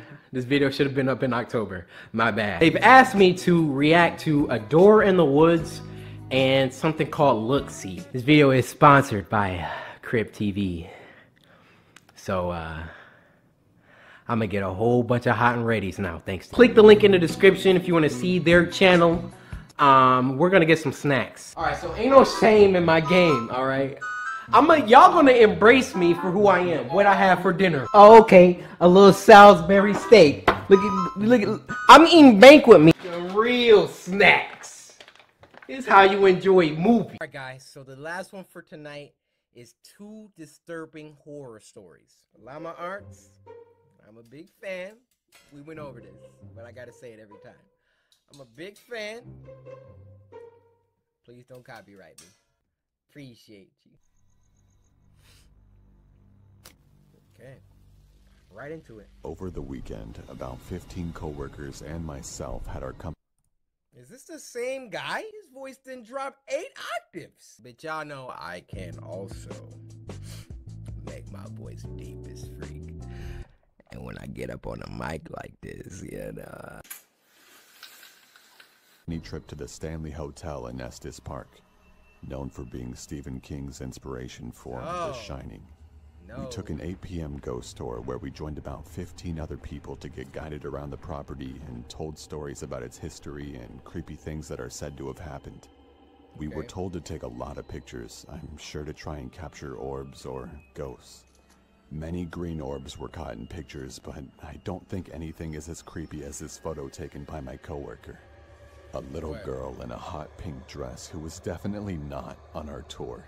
And apparently, years ago, a young girl who was 12 to 13 by the name of Lucy was squatting in the basement of the concert hall, which is where this photo was taken, and she was discovered upon plans to begin some construction. She was forced to leave, and the night got below freezing. So she froze to death. Everyone on my tour has vouched that this girl was not on our tour. I mean, who wouldn't remember someone wearing hot pink? The man pictured as our tour guide, no one would have been in front of him. I am convinced that this is the ghost of Lucy. Just one more added note, though I doubt anyone would believe me. But there was only one time throughout the tour where I felt any strange energy or feeling. And it was right there, headed down to the basement of the concert hall. Oh, that's it. Oh, narrated by Corpse Husband. You got a nice voice, brother. This happened a few weeks ago when I was walking home from school, excited that my freshman year was coming to an end. It was a Tuesday night when I was turning in my last essay for history. I left it to the last minute, and the teacher actually made me complete it before I could go home. I hated my teacher for that. Around 8 p.m., I had finished that essay and was walking home. The rain had stopped, and there was a beautiful sunset. Suddenly, I noticed something. There was a red 2016 Toyota Camry right behind me. I got goosebumps thinking it was following me. I didn't look back and started walking in my apartment's direction. I wanted to go to a busy road to feel safer. Just then, the car sped up, stopping right next to me. A middle-aged man asked me where I was headed and suggested to drop me off. I said no thanks, but the man wouldn't leave and insisted. I wanted to tell the man to just fuck off, but I took off running instead. There you go. I heard a loud noise and at the same time felt something I can only describe as a sharp vibration hitting my flesh. Got tased. I fell to the ground not knowing what happened. Out of adrenaline, I was about to get up and run again as I felt a heavy arm grab me by the mouth. No. Then the pain set in. I realized that I was shot. Dang! There was another man next to him that searched my pockets. Oh, this guy's He grabbed my phone and threw it on the ground as he tied my legs and taped my mouth. They quickly put me into the trunk of their car and then started driving. Oh my God. I could feel that we were going very fast, and I'm sure that we hadn't stopped at all for a good 30 minutes. I was feeling my blood soaking into my shirt, which scared me the most. I was certain that I was going to die. I was thinking about my parents and what they would feel when they heard that I was missing. Then the car came to a stop. By some miracle, I heard a police officer asking for IDs and driver's licenses. Let's go! I wanted to yell for help, but nothing came out. Just then, I heard 3 to 4 gunshots. I heard an— Oh my God! Stay out there busting! Yo, first of all, if your tape is— Calm down. If your mouth is— I'm just trying to give y'all escape tactics, all right? You gotta get that tongue out, girl. And you gotta lick all the tape, man. If you do that, poof. Please don't take this out of context. You gotta lick all around. Poof. That tape is gone. Help! Help! Yo, hold up. But nothing came out. Just then, I heard 3 to 4 gunshots. I heard another cop yelling, "Man down! Man down! Shots fired!" I was begging the cop to find me. Then I heard the cop searching the car. I was feeling joy as my pain was growing worse. Seconds felt like hours. The officer then opened the car's trunk and suddenly started firing at me out of a fight or flight response. Thankfully, the bullets missed. The officer quickly caught up to the fact that I was kidnapped and injured. And he looked like the type of cop that'd do that. Y'all know what type of cop I'm talking about, right? The one with the he got big teeth, can't even close his mouth. What's going on over here? Is everything all right? You know how fast you were going there, boy? Does anyone need help over here? You need help. Somebody need help. Sir, it looks like you need help. He called for backup immediately, and it arrived in minutes. They placed the injured officer onto a gurney and drove off in an ambulance. Finally, when the scene was safe, they called another ambulance for me. I woke up in the hospital. The news media was everywhere. I was fine after a few days, but later learned that the officer that was shot didn't make it. Dang. I don't know if those men are still alive or rotting away in a prison for killing an officer. I don't want to know what would have happened if those officers hadn't stopped the car. Dang, bro. It's not safe on these streets. I'm trying to tell y'all. My dude was just walking home, and then on some get out stuff, somebody just pulled up right next to him, shot him. Dang, what was your plans for him? You could have just killed him. You're walking anywhere. Please walk with someone. I mean, I know it's Halloween. You pay attention to your surroundings, all right? If you're going out trick-or-treating, drinking, whatever you're doing, take a group. If you're sipping a little lean and your head's not right, make sure you're around some people you trust, okay? Your boy Cory cares about your safety, all right? I'm not trying to come off as your dad or nothing, but I kind of need y'all, all right? Y'all watch my videos. Pays my rent, so I don't need none of y'all getting bodied tonight. Thank you for tuning in to another Spooky Scary Sundays, this time on a Wednesday. Be sure to follow me on Twitter, #SSS, and send me scary videos that you want me to react to next time. Lastly, be sure to Samurai slice that like button and subscribe if you haven't already. And finally, there's only one thing left to say. Hey! The last one for this week is called Tormentor, and it was uploaded by Grimoire Horror, who we've reacted to the past and also made a short little 30-second video thanking me for reacting to them the first time. So actually, let's watch that. Now this video is called Kenshin, Lord of Subs. And bro! Look at this! Look at Momo growing out of my head. The sinister smile. All white eyes with the sword holding it with my bare clawed hands. This is so cool. Hold up. Huge thank you to CoryxKenshin and all the samurai who showed up to support Grimoire Horror. Dude, you guys make good stuff. I wanted to make a nightmare portrait for the Shogun himself as a token of my gratitude. Yo. I'm about to start. See, why are you thanking us for? You make good stuff. We just came to watch it and acknowledge it. You were slept on. You were underrated. And now we about to send more love your way. Painting skills off the chain. Can't wait to share more nightmares with this new family. Yo. Fire! Alright, back to Tormentor. This was sent to us by Cowboy Miles, who said, "Hey Cory, this video really creeped me out and I think you will like it. Have a good day." Grimoire Horror. Y'all just make good stuff. Look at this. Look at the production quality. You got that bear canister over there? The acting.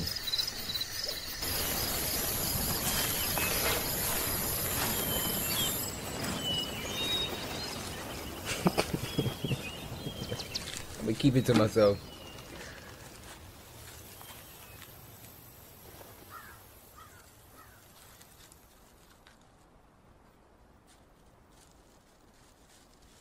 It got real quiet all of a sudden. I'm just putting that out there.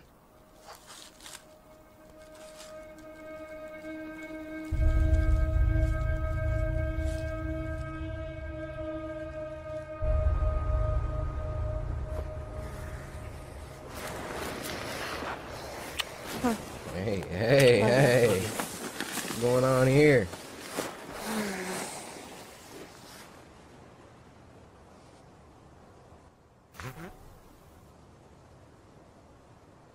Did you fart? Eric, what the f? Stay over on that 10 of a 10. This side smells bad. No, it's fine. Get out. How you gonna fart in a tent? How selfish are you? After you fart in my tent. Black Air Force activity, bro. What was that?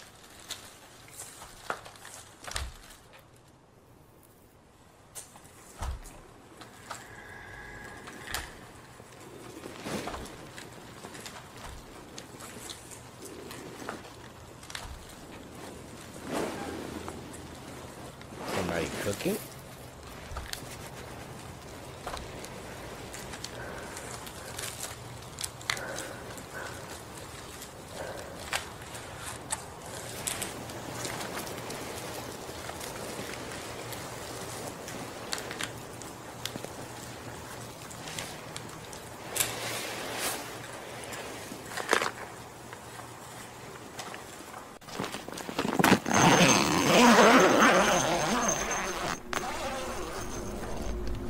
Loud.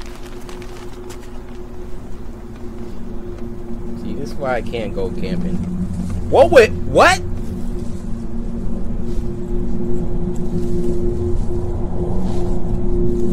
Who is over there doing his stanky leg?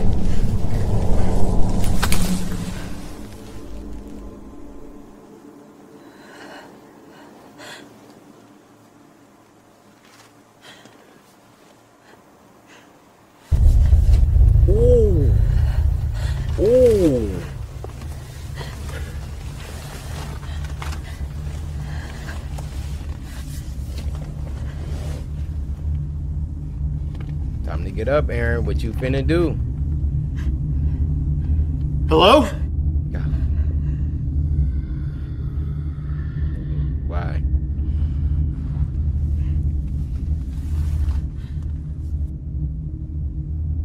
Hey, don't do anything stupid. We've got a gun.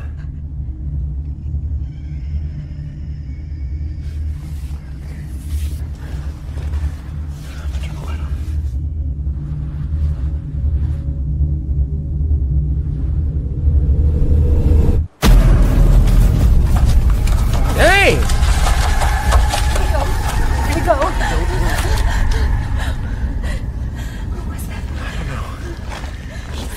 Whack job. No.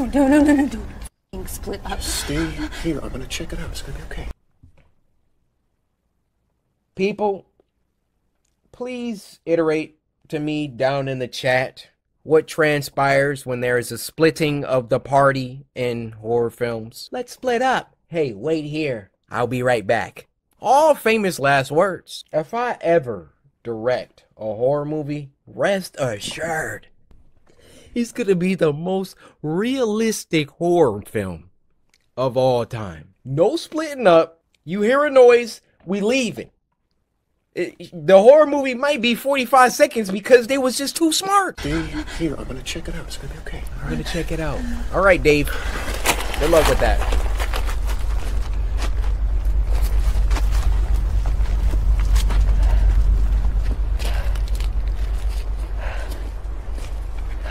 Let's see how well this goes for you. Excuse me, Aaron. Aaron, I don't know where Dave came from.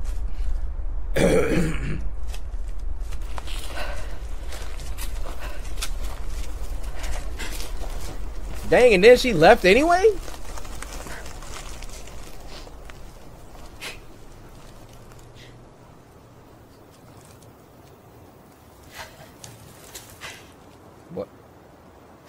He's gone that quick?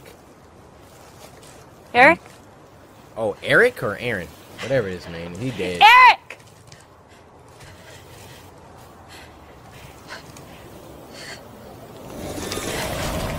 Eric?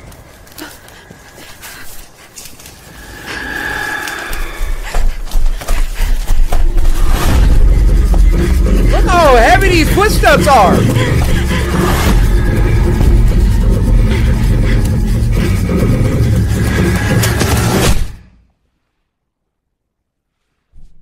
Don't roll the credits on me. I was about to say, she really got taken out by a rock.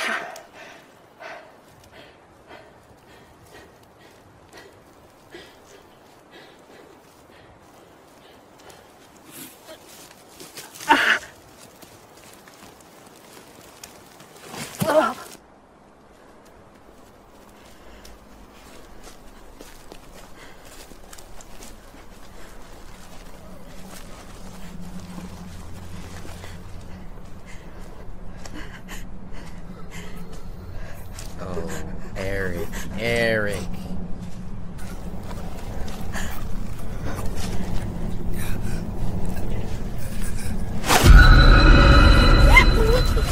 What? You got infected with the Las Plagas?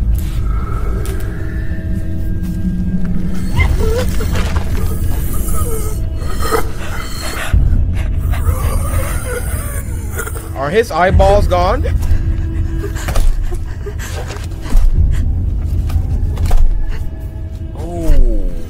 Big boy. Oh my!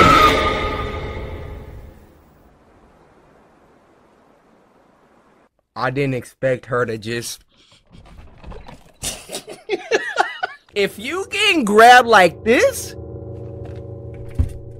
they mean business. Grimoire Horror, you didn't disappoint 2 times in a row. This week, I'm gonna give y'all a 9. Next week, I want it to be an undisputed 10. All right? Until then, get your Spooky Scary Sunday uniform. I want it on you every Sunday. Spooky Scary Sunday.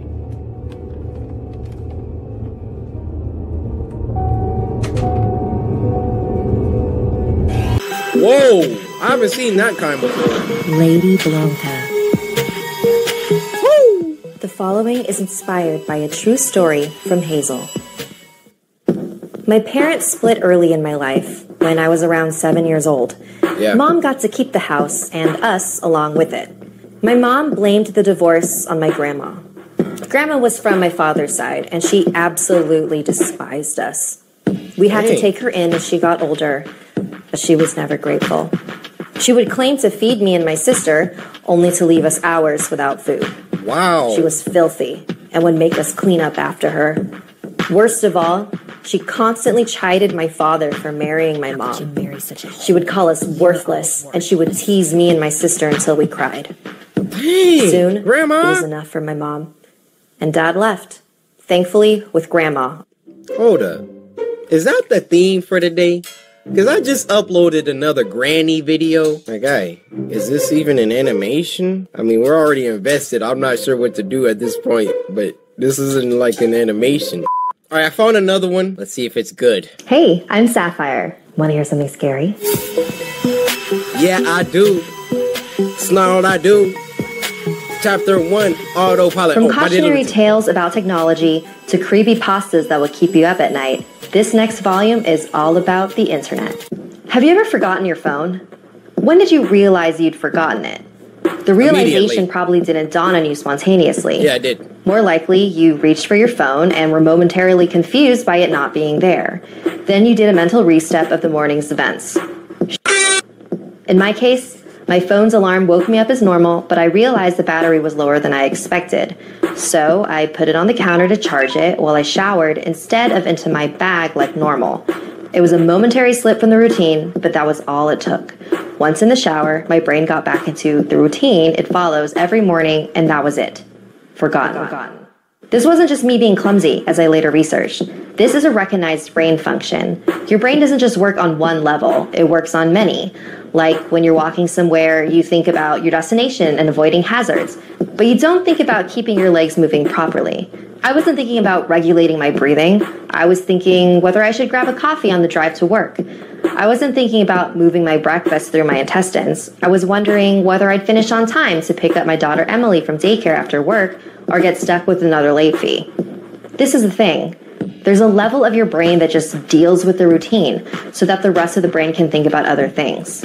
Most people call it autopilot, but there's danger there. If you have a break in your routine, your ability to remember and account for the break is only as good as your ability to stop your brain going into routine mode. But I didn't stop my brain entering routine mode. I got in the shower as normal, routine started, exception forgotten, autopilot engaged. I showered, I shaved, the radio forecast amazing weather. I gave Emily her breakfast and loaded her into the car. She was so adorable that morning. She complained about the bad sun blinding her, saying it stopped her having a little sleep on the way to daycare. That was the routine. It didn't matter that my phone was on the counter, charging silently. My brain was in the routine, and in the routine my phone was in my bag. This is why I forgot my phone. Not clumsiness, not negligence, nothing more than my brain entering routine mode and overriding the exception. Autopilot engaged. I left for work. It's a swelteringly hot day already. The bad sun had been burning since before my traitorously absent phone woke me. The steering wheel was burning hot to the touch when I sat down. I heard Emily shift over behind my driver's seat to get out of the glare. But I got to work, submitted the report, attended the morning meeting. It's not until I took a quick coffee break and reached for my phone that the illusion shattered. I did a mental restep. Dang. I remembered the dying battery. I remembered plugging it into the wall. I remembered leaving it there. My phone was on the counter. Autopilot disengaged. Again, therein lies the danger. Until you have that moment, the moment you reach for your phone and shatter the illusion, that part of the brain is still in routine mode. The day continued to bake. The morning haze gave way to the relentless fever heat of the afternoon. People swapped coffees for iced smoothies, jackets discarded, sleeves rolled up, ties loosened, brows mopped. The park slowly filled with sunbathers and barbecues. Window frames threatened to warp. The thermometer continued to swell. Thankfully, the offices were air-conditioned. Still cursing myself for forgetting my phone, I drove home. The day's heat had baked the inside of the car, releasing a horrible smell from somewhere. When I arrived on the driveway, the stones crunching comfortingly under my tires, my wife greeted me at the door. "Where's Emily?" As if the phone wasn't bad enough. After everything, I'd left Emily at the daycare after all. I immediately sped back there and started practicing my excuses, wondering vainly if I could charm my way out of a late fee. I saw a piece of paper stuck to the door. "Due to vandalism overnight, please use side door. Today only." Overnight? What? The door was fine this morning. I froze. My knees shook. Vandals. A change in the routine. My phone was on the counter. I hadn't been here this morning. My phone was on the counter. I'd driven past because I was drinking my coffee. I'd not dropped Emily off. My phone was on the counter. She'd moved her seat. I hadn't seen her in the mirror. My phone was on the counter. She'd fallen asleep out of the bad sun. She didn't speak when I drove past her daycare. My phone was on the counter. She changed her routine. My phone was on the counter. She changed her routine and I'd forgotten to drop her off. My phone was on the counter. 9 hours. That car. That baking sun. No water. No power. No help. No help. That heat. A steering wheel too hot to touch. That smell. I walked to the car door. Numb. Shock. I opened the door. My phone was on the counter and my daughter was dead. Autopilot disengaged.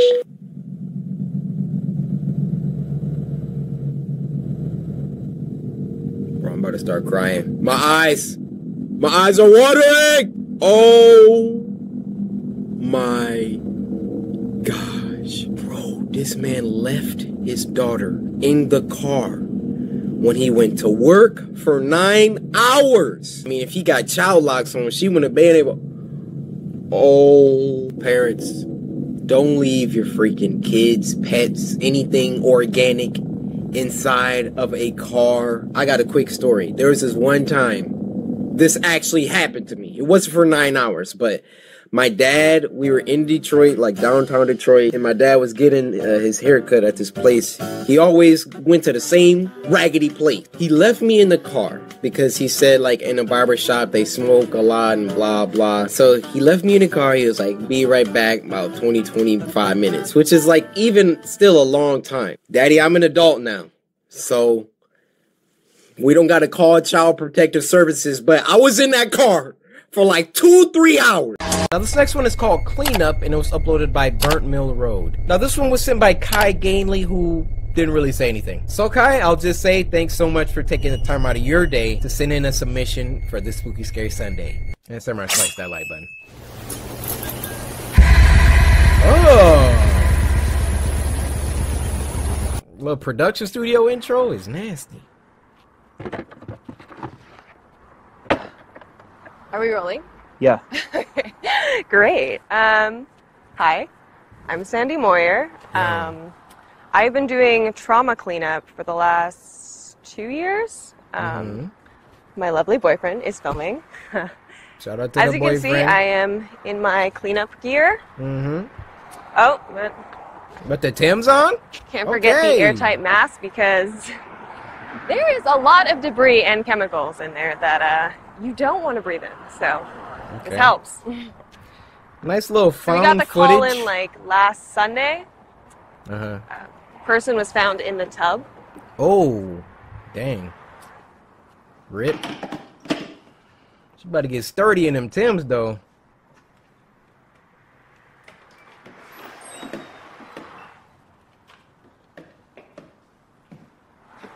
This looks already clean. Yeah. So this is pretty typical. We don't usually get spotless houses. We're going to deal with all this stuff later. But first task is finding the room with the deceased. So Wait, should be the... shouldn't y'all call the cops first? The body's still in there?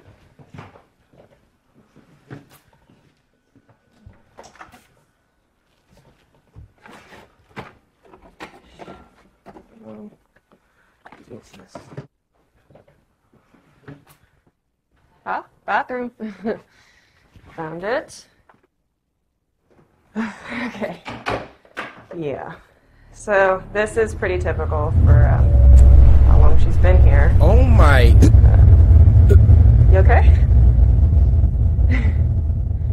Yeah, I probably like 5 days. She is so Longest chill. I ever dealt with was a whole month. She melted right through the floor. Spillage diameter was like 30 feet. Oh my goodness. It gets easier. After the first month, She is not new to this. much easier. Okay, so the body has been extracted. Okay. Like, I do it because I feel like I'm respecting the person. You know, when you're like Okay. cleaning their house and organizing all Yeah. their personal belongings, it's like you're giving them a final closure. I mean, like, it's admirable in a morbid kind of way, you know? Giving them a final closure, you know? Plus dealing with, you know, a task that nobody else wants to do. So, oh, I forgot my gloves. Can you go back to the car? Thank you. What are you gonna do while I'm going back to the car?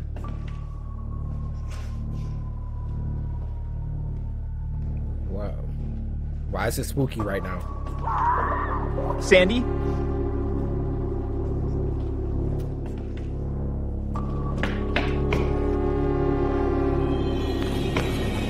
What? What? Oh my.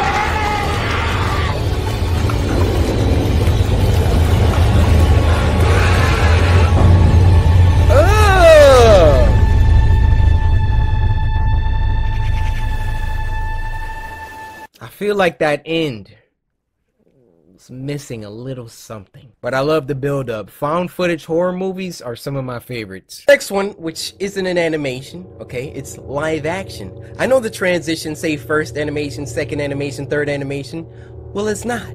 They're not all animations. What are you gonna do? Fight me? Well, put your paws up, because I don't have time. This section's called Rue, and it was uploaded by Alter. It's good, guys. I wasn't even recording. That's a nice save. Now, this was sent to us by Wavy Guy. I can only call one God, so I'm gonna just say Wavy Guy. Wavy. You know what else is wavy?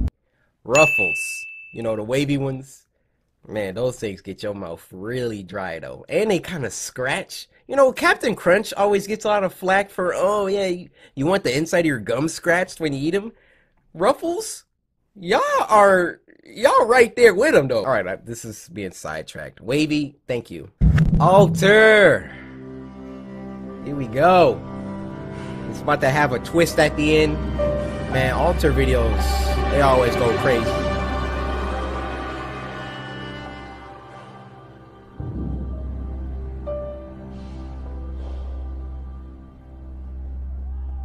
Oh. This is like a film. Dang. How much longer am I gonna be here? Till I see. I'm sorry. Well, since the time that I wasted with you two in the principal's office was supposed to be spent grading papers, maybe that's how much longer you owe me. That, or until you two want to tell me what this is all about. Ask her. She's the one that rushed me while I was standing in front of the class, calling me a cunt. Yikes. Excuse me.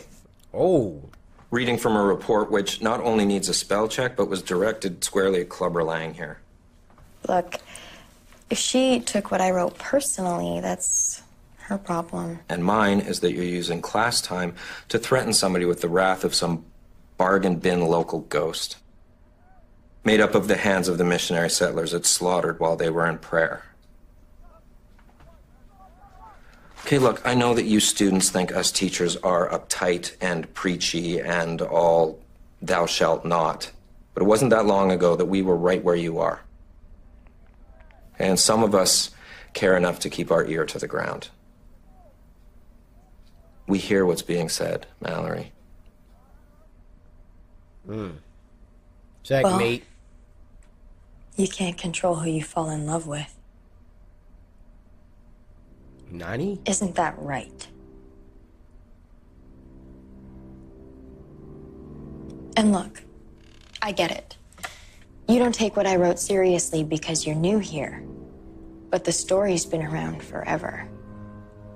That it all starts by seeing things from the corner of your eye. Things you're ashamed of and would do anything to forget. But you can't stop them.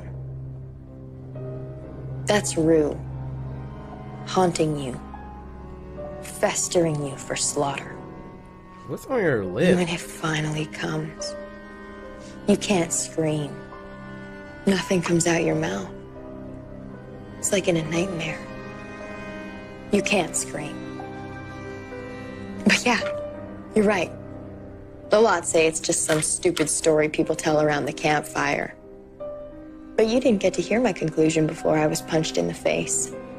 Oh, that's what happened. Whether or not it's true, Rue is guilt. And that, I know for sure is real. Are you done with your soliloquy? Now go stand in the corner. Get up, go!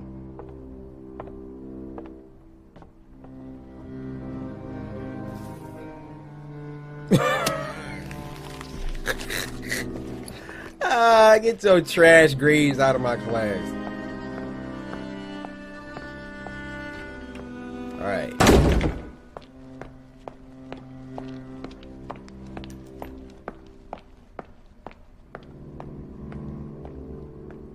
So she wrote a paper, and then the girl punched her.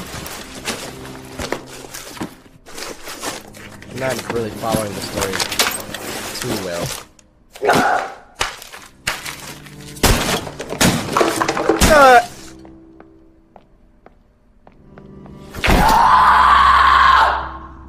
Oh yeah. Get her out of here. It's a C-. You can recover. Look, don't let her get to you. Okay, she's just messing with your head because she's angry. Because she likes you more than a friend should, and you're not willing to reciprocate that. Alright, she's the one that should be feeling guilty. She's the one that this ghost would be after.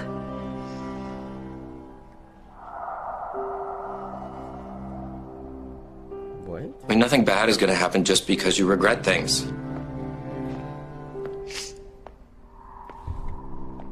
Oh, they were friends. What I need to know What did you tell her? I love you.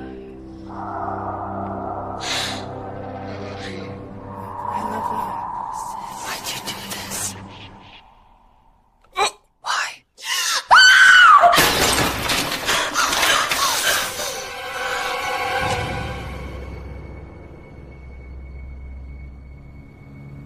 Hey. Dude, what is happening?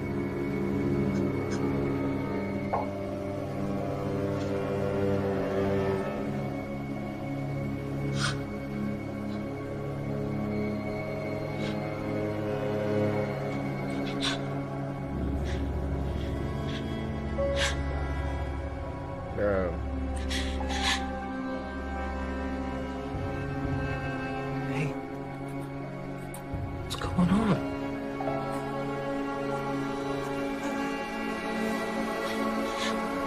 What?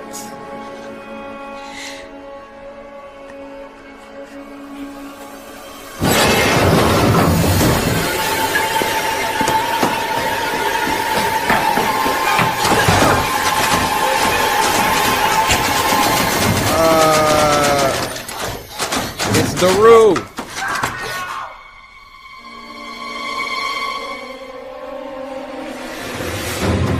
Dang, he was just trying to be a good teacher.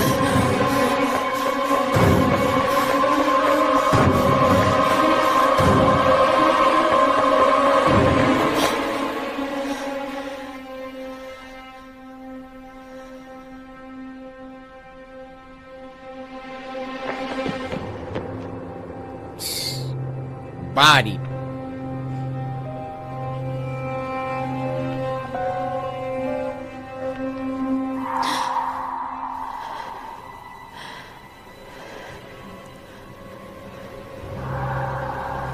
Oh, whoa! Bro, I can't see.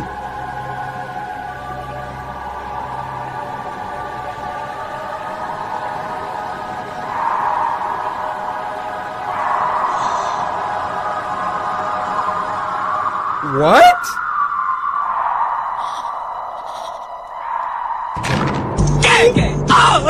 Oh.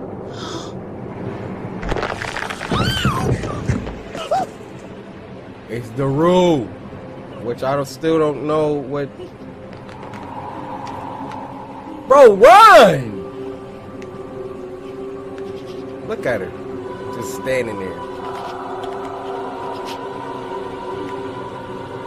She about to glitch. She about to move. Oh my gosh. Why'd you do this?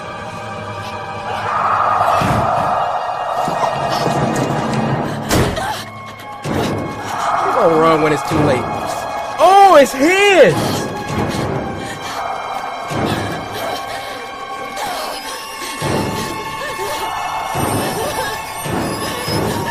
Oh.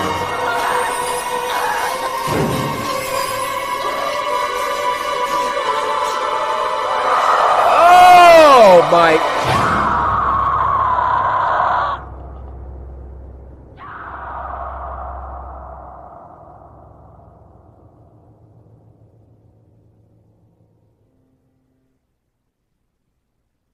What the f. Well, alright, you guys, we're gonna end this Spooky Scary Sunday right there. This week was a nice week. A very well balanced week. That llama arts one, I don't know, guys. I don't know. It was just so well executed. The narration coupled with the animation style and the build up. I'm gonna need more fire from y'all next week. Go to Twitter. Follow me at CoryxKenshin. I'll give you a second. Hashtag Spooky Scary Sunday, and then link me to scariest video that you know. Doesn't necessarily have to be an animation. Just something spooky.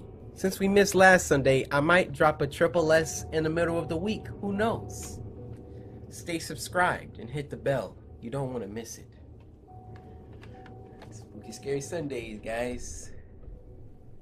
Spooky Scary Sunday. Hello, welcome to Spooky Scary Sunday. This is the 2021 Halloween edition, so please enjoy. We here at Kenshin Home Video and our subsidiary Local 78 wish you a happy Halloween. However, be on the lookout. Please listen to the following instructions to avoid death trouble tonight. 1. Trick or treat in groups. 2. Do not stay out too late. 3. Check all of your candy before you eat. 4. Mayor Flash out. 5. Actually, stay inside. It would be better for your health. Thank you for listening. Pay attention. Pay attention. Pay attention. Pay.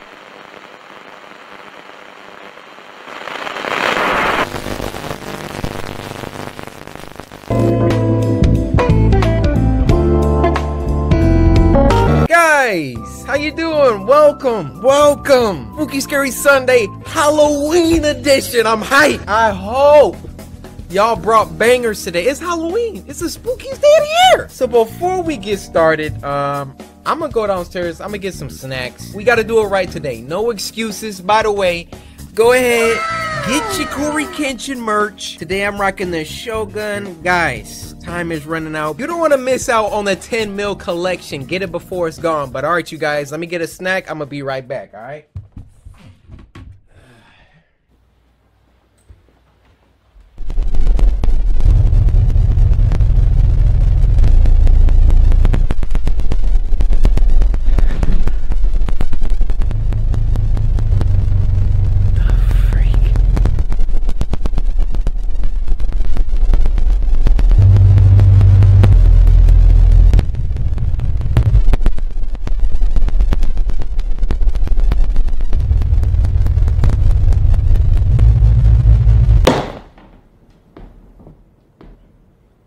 Look, I don't know who planted this schmuck right in my space, but the same thing that happened to him, this was gonna happen to you, alright? It's weird. Very weird. Bruh, I need to go grocery shopping bad. This ain't gonna cut it.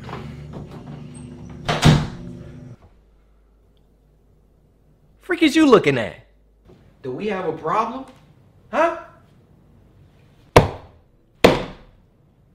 Good game.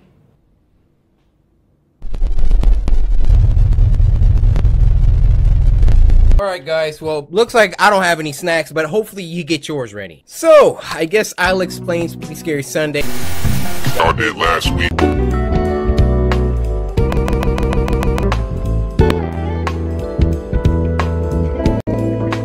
Scary Sunday for the new folks around town. It's a show where every Sunday the samurai come together as the beautiful tribe that we are. We come together and we watch some scary videos sent in by you guys via Twitter using the hashtag Spooky Scary Sunday. If you go to Twitter, follow me at CoryxKenshin, use the hashtag Spooky Scary Sunday, and leave a link to the scariest video that you know. And if your video gets picked, you get a shout out. So sit back, relax, grab some snacks. Y'all probably got a whole bunch of Halloween candy, which I got some dots, some Swedish fish, and probably some Mike and Nikes, huh? And with all that being said, first video. This one I'm pretty excited for. It is called the Mandela Catalog Exhibition. The next installment in the Mandela Catalog, so naturally uploaded by Mandela Catalog. Now this was sent to us by Cindy over on Twitter, who said, I'm currently sat in the corner of my room after watching this. This is about to be bad.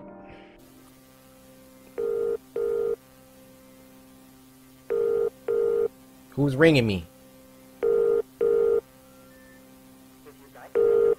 Pick up!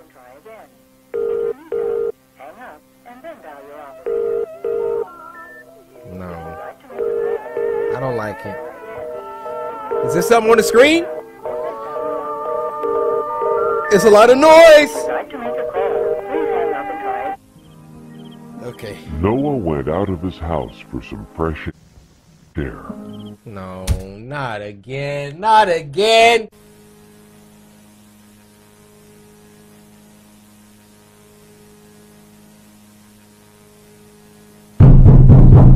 My goodness!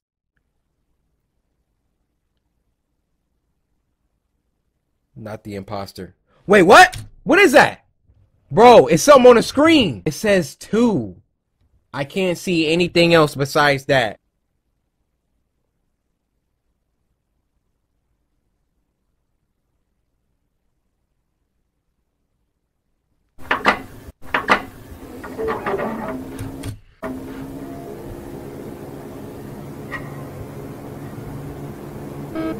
Mandela Catalog Crime Investigations 92. Heathcliff versus Altercation Evidence Reel. Case 432. Evidence Reel. Okay, so there's an altercation. Agency: Mandela Company, Police, Collector, Lieutenant Thatcher Davis. Item 17. Time 3:21. Location: Mark. Y'all remember Mark from before? Personal camcorder. I think Mark is the offed himself because nobody came or something like that. I couldn't see what that was. So I believe we're watching the evidence.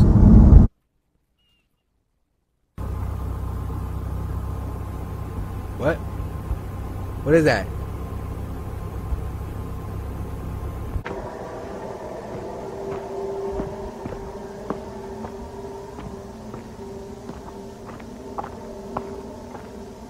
I'm scared.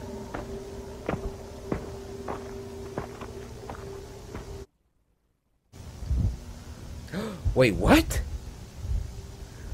He went to a church? It's the same church that was in the picture.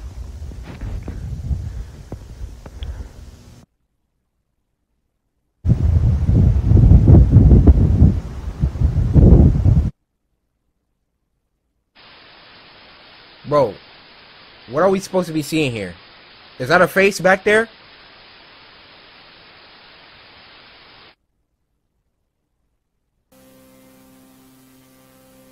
August 30th.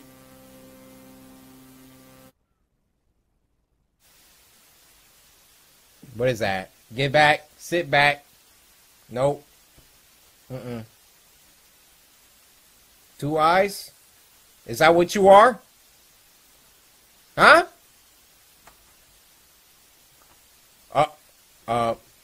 Wait. One disappeared.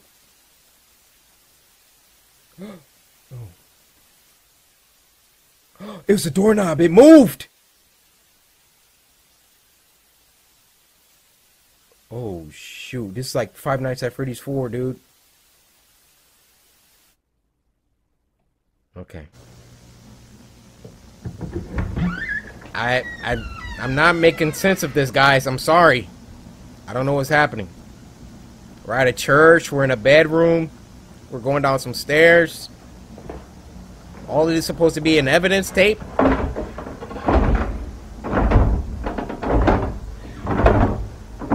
What? Oh, brother. Oh, brother.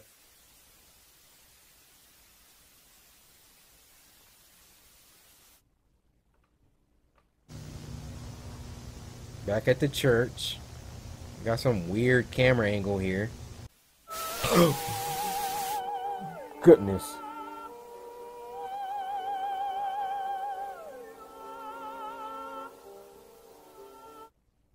What was that? What is that? What is that? Somebody's got their head poking out the top. Roger that, roger that. Remarks. Footage implies that Heathcliff has been paranoid for a prolonged period. Reasons are implied.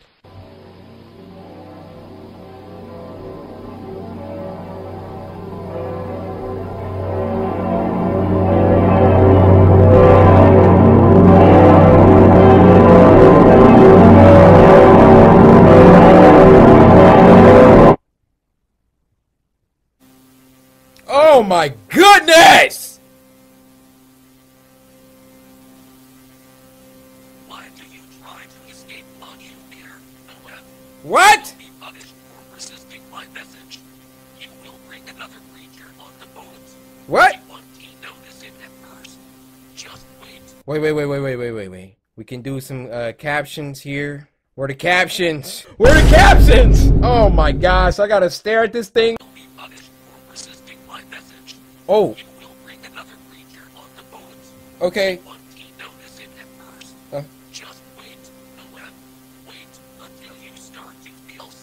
Uh-huh. Uh-huh. Yep. Uh-huh. Uh-huh. Uh-huh. Yep. What else?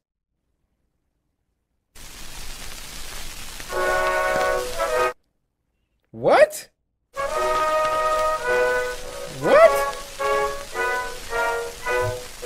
Bro, end this cursed video, dude. If your or a loved one has recently been affected by the result of exposure to analog television and mirrors, contact your local authority immediately. Financial compensation will not be available. Well, appreciate that. Thank you. If you have any further questions in relation, call the number. Guys, don't call that number. The Mandela Catalog, Preservation of Security. Season 1 finale, exhibition. Okay. I think that's it, guys. I think that's it. Thank you for the tremendous amount of support. Hey, you make some twisted content.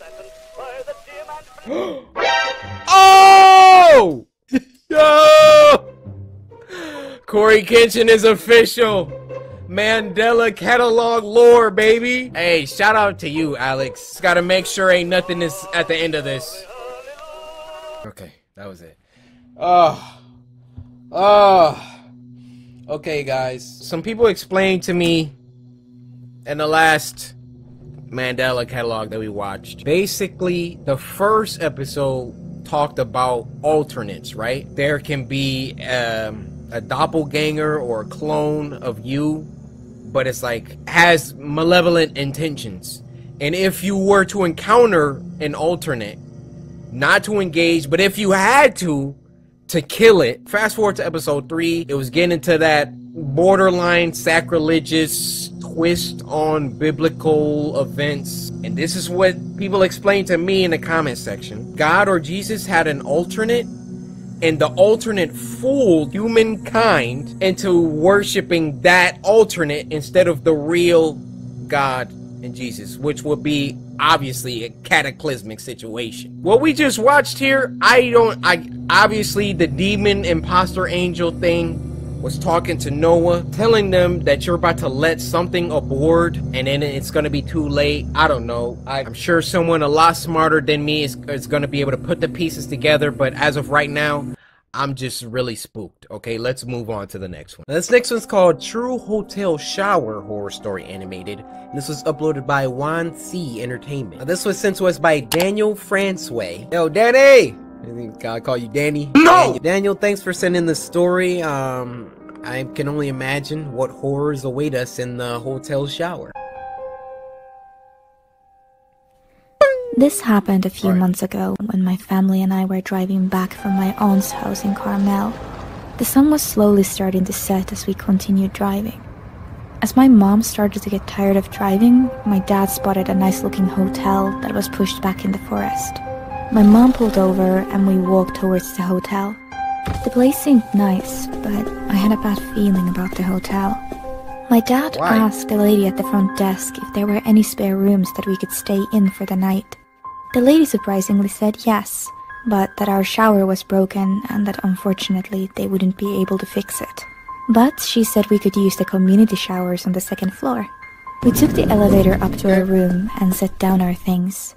I decided before I went to bed that I would use the community showers. As I walked to the showers, I realized that they were much different than normal showers. To start off, there was a door connecting the boys' community showers to the girls' community showers. Secondly, instead of shower curtains, they had glass doors. So much for privacy. As I looked around, I realized the showers were completely empty. I thought to myself, if I took a quick shower, then I wouldn't have to worry about anyone walking in. I hopped in and washed myself. Hurry up. As time went on, the glass started to get very foggy and I couldn't see anything outside. Oh no. I heard the door that connected the boys' showers to the girls' showers open. Why the hell would a boy want to come in here?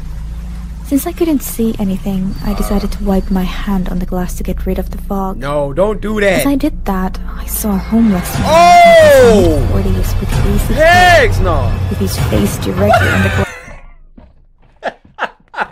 He like, yeah, yeah, yeah. Let me see you wash them pits. Why the hell would a boy want to come in here? Since I couldn't see anything, I decided to wipe my hand on the glass to get rid of the fog. Do this? As I did that, I saw a homeless man in his mid-40s with crazy hair, with his face directly on the glass looking at me with a smirk. As I looked down, I saw him holding a large kitchen knife. I screamed and I opened the glass door as fast as I could, knocking the guy to the ground. Yeah, boy! I quickly grabbed a towel and ran out. I ran to our room and told my parents what happened. They immediately called the police and they arrived and searched the showers. They found him knocked out in the same position I had knocked him out in. Apparently, he was a registered sex offender and even went as far as to raping a girl my age. They arrested him and I'm not sure what they did after that. This story still terrifies me to this day, and I never went back to the hotel in fear that I might see him again. Bruh. First of all, what parent's gonna send their 7-year-old daughter to some community showers alone? Why wouldn't the mom be like, yeah, let me come with you, yeah. You need a shower too? You was in the same car as me for an 8-hour. Alright, this is French. Happy birthday to you! Oh, hey. What are you looking at? Come on, make it. Alright. I gotta get my 2 cents out. If you and a girl make eye contact like that, hey girl, I'm the birthday boy. I don't care what's in all them presents that everybody brought, cause all I want for my birthday is you. I just made every female that watched me melt. Facts. Happy birthday to you! Look how she looking. She's smiling. What are you looking at? Come on, make a wish. Sorry. Okay. Make a wish. 30. Make a wish. Make a Look about 40.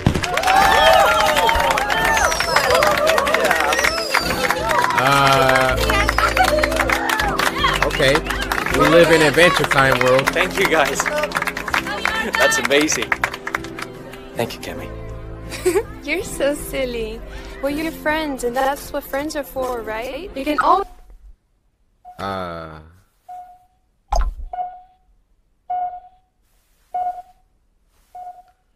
Bro. This is like Detroit.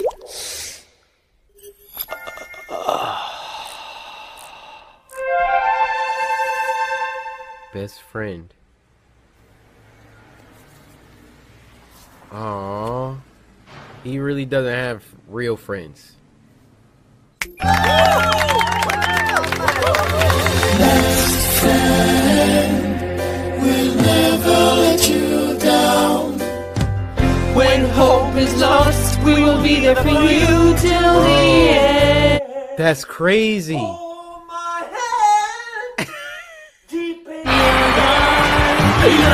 Look how many he's popping.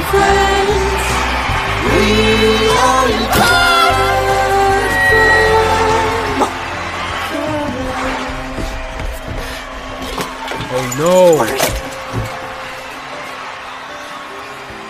Continue. Bro, this is crazy. This is like Detroit Become Human mixed with Black Mirror. Is everything okay?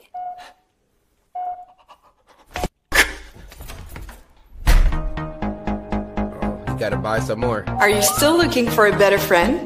Now, we can give you the best. The friend only you can see. Best friend. Never be alone. This is crazy. This animation is crazy.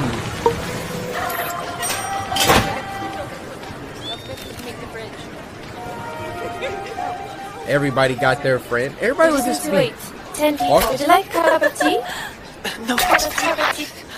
I need another machine, Cammy. Sure, follow me. Come here! Come on, stop glitching around.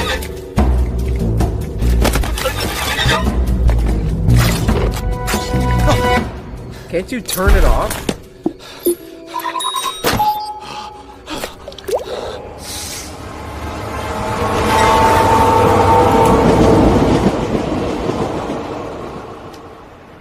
Dude, you get addicted Hey, Arthur. to that. Cammy! Oh, thank God you're back. I really thought I was gonna lose you. What? Come on. I'm not going anywhere. We are your friends. And that's what friends are for, right? Friends. Nah, fam. I don't got none for you. Oh my God. Bro, this is why you have to lift. The freak off me. You wanna go? Fix your book. Oh, bro. Oh my. No. Are you serious? No!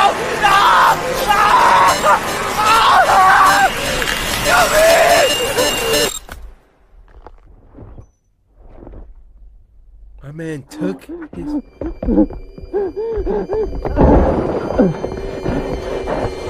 She's mine! Hey! Get off me, man! What's your problem? Oh, T's gone. Never be alone. He's freaking...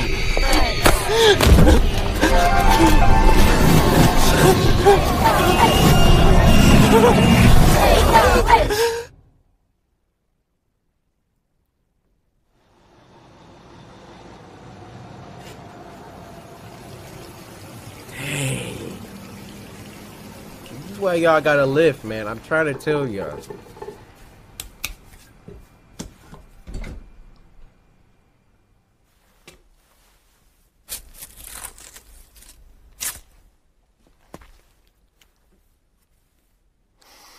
How you holding up? Got another one. Hey, Arthur.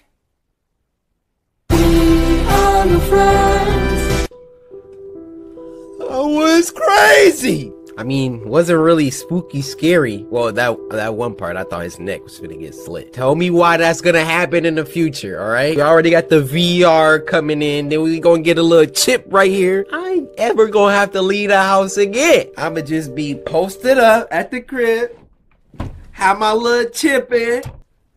Oh, hey, Megan, good. How you doing today? You alright? Oh, Tsunade from Shippuden? Oh, man. Oh, you wanna go for a swim? Alright, girl, I was in the middle of recording. Oh, who is that? Who is that over there? Jennifer Aniston from 10 years ago? Oh my gosh.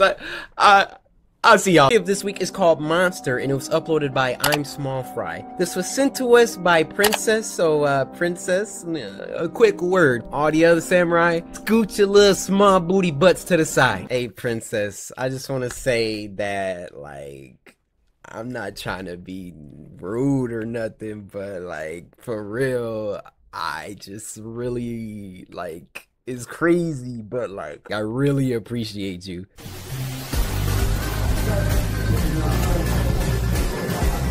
The freak? Hey. Oh, okay. Oh wow. This looks like some actual really good animation. Cammy? Is it just me, or are we being watched? By who? It's just you, Charlotte. Chill out. Compliments of the gentleman at the end of the bar.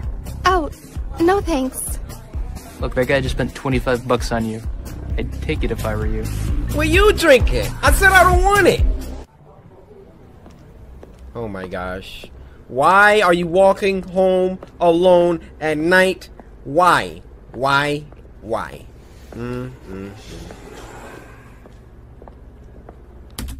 I can't even be scared of you if you built like a whole M. Oh, big old freaking right angle 90-degree shoulders. Cammy, hello? What? I can't hear. Listen, can you stay on the phone? There's someone behind. Charlotte, you literally sound crazy. Just text me when you. I barely said anything! Cammy? I sound crazy because I said somebody is. Oh, here we go. Pepper shot. Pepper shot! Hold around!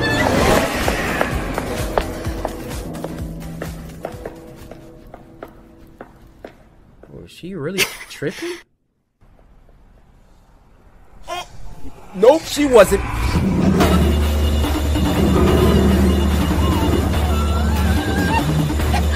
Got free, there you go. Hey, I'm partying. Someone I need? No, just stay in the crowd. Please, anyone? Why is everybody going? What the freak? Whoa there, sweetheart. Didn't anyone ever tell you it was impolite to push? Oh, see you freaking.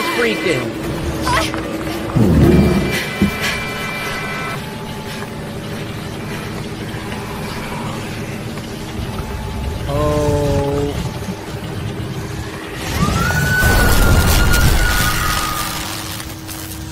Chidori? Oh. Oh, they can't come in the light. Or yeah. If there's any time. Get away from me! I'm not afraid of you!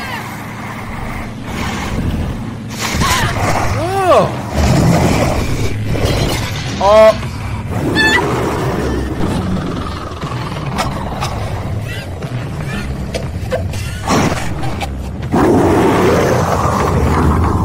What is happening?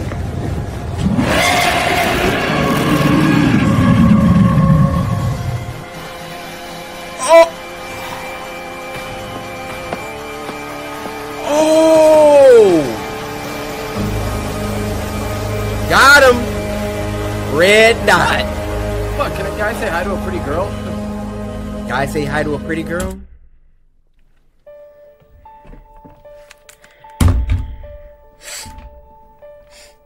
You know, I feel a certain kind of way about a man that wants to put his freaking hands on a woman. You wanna put your freaking hands on a woman, huh?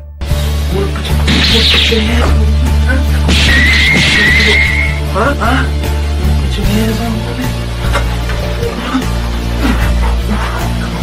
Come on, boy. The tiger.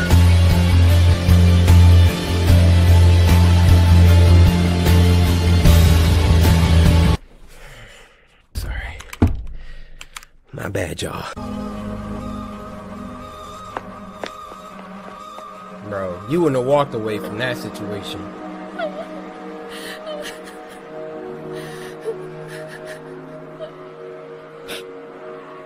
Dang.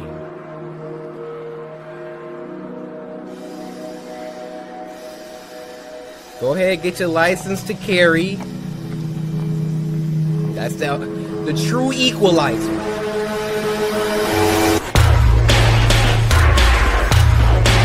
I'm Small Fry. That was a really dope animation. Alright, so this next one is called Hitchhiking Horror Stories Animated. I am an avid non-supporter of hitchhiking. Well, I guess my boy got what was coming to him for what he did to them hamsters.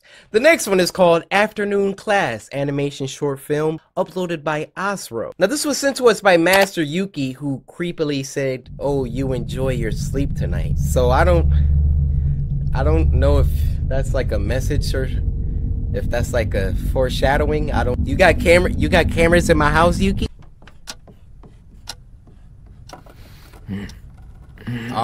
Already love the animation. Bro, I remember those days. Falling asleep in class. Afternoon class. Oh my. Ugh. How the whole class knocked out? Why is the teacher not even talking? Oh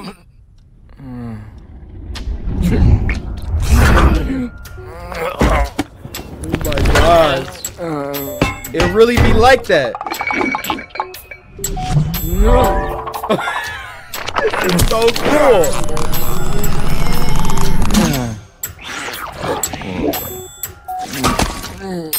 Oh my gosh.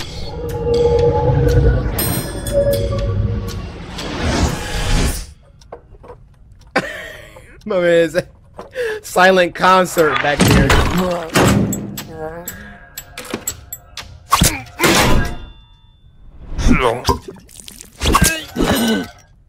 Bro, he's really stabbing himself?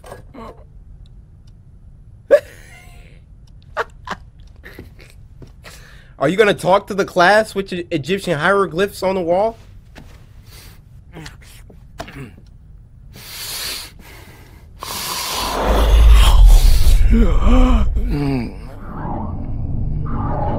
Dude, he's losing it, man.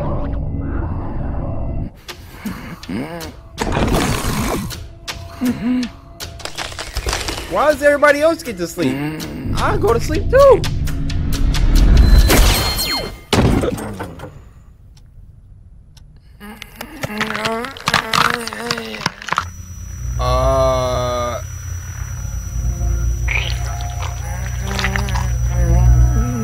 The heck?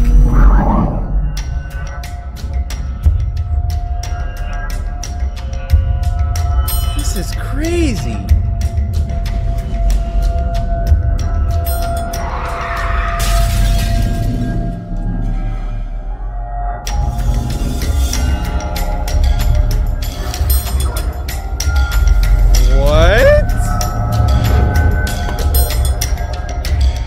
I hope this is like a dream, because he's like assaulting people.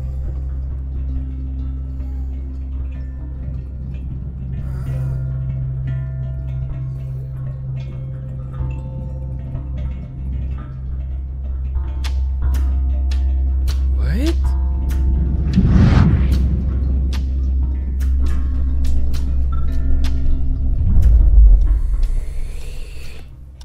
Okay. Dude, everybody's asleep. Your class sucks.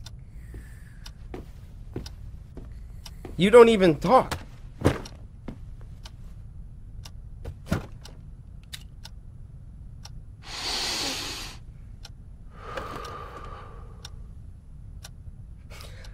the heck?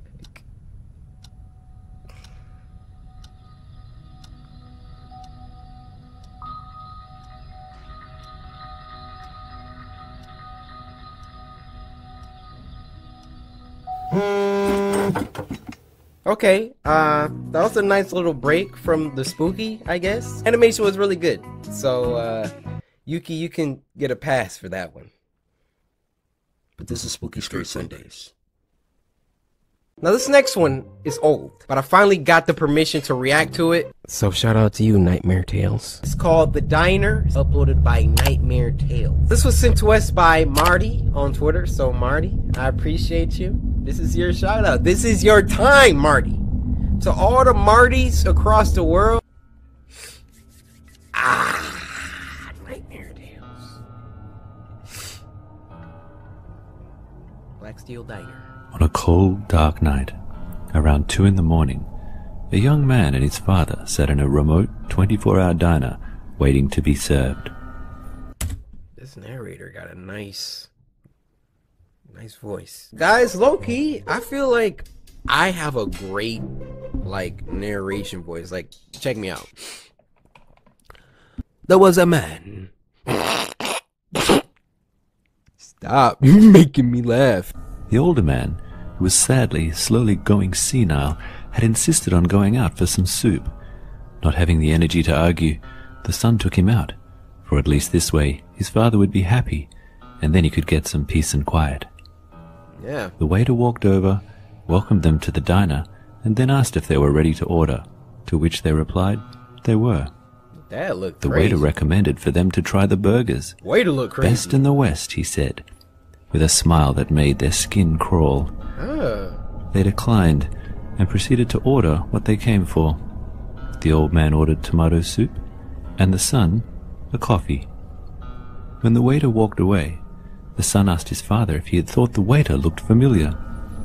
Not surprisingly, the father said he had never seen him before. But why? He asked. The son proceeded to tell him that he thought he looked a lot like a man he saw on the news that was wanted for murder in another state. But he could easily be mistaken. This made the father quite uncomfortable, so he told his son to shut up and change the subject. Instead, the son then got up, told his father he was going to the bathroom and would be back in a minute. The father waited and waited. Almost 15 minutes had passed, and his son hadn't returned. Bro, go check on him. He also hadn't seen the waiter again. Where was his son? And where was his soup? Just as he finished asking himself, where's my son? But more importantly, where's my soup? This, the waiter appeared with the soup. Oh, that's blood. Well, you took your time with that, the old man said. Dang. I'm sorry, sir, said the waiter. Old people. We had some issues in the kitchen. Where's my son? The old man asked the waiter. Oh, I'm sure he's not far. I have a feeling you'll be seeing him really soon. And with this, he placed the bowl down on the table with a smile that would have given anyone the creeps. The old man turned to his soup and then dipped his spoon in to take his first mouthful. As he lifted the spoon, something else came with it. Oh! Some glasses. What the hell? He thought to himself. A horrible chill ran through his body when he realized whose glasses they were. His son's. The old man looked across at the waiter and was overcome with rage when he saw the waiter's sickly grin staring back at him. He's about to die now. He grabbed a knife, leapt out of his seat, and stabbed the waiter in the chest. The blade went straight through his heart, and while bleeding profusely all over the floor, he died. Right at this moment, the son appeared from the kitchen and screamed at his father, "No! What have you done? It was a prank. We were playing a prank." The old man couldn't believe what he was hearing. A prank? But he's a... Oh my God, he thought to himself as the reality quickly set in. I've killed him. The father and son had to act quickly. They grabbed the body and decided to stash it in the cool room. Yo! No! Call the police! No, that's on y'all, alright? That ain't on the dad! To buy them some time. They would then clean the floor Y'all and play too disappear, much. as if they had never been there. Y'all princes everywhere. Perfect, they thought. There were no witnesses and no one to stop them. Well, that's what they thought, until they slid back the door to the cool room and were greeted by a sight so shocking it made both of them wish they were dead. They had disturbed the waiter's brother, hard at work, making meat for burgers. The best in the West, apparently. Not that they would ever know.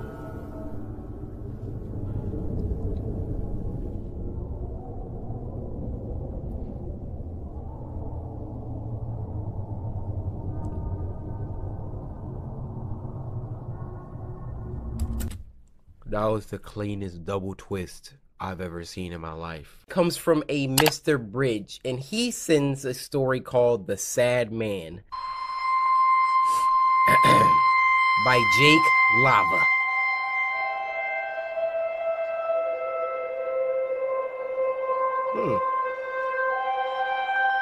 Very strange. Snowing just like it is out. What the frick did you send me, Bridge?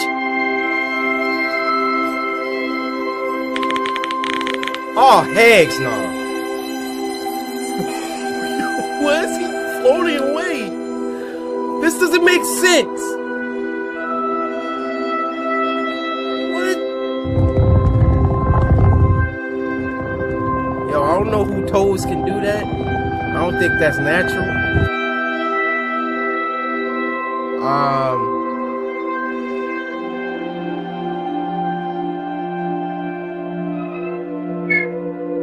Look, I would feel more sad if his face wasn't The opposite of that.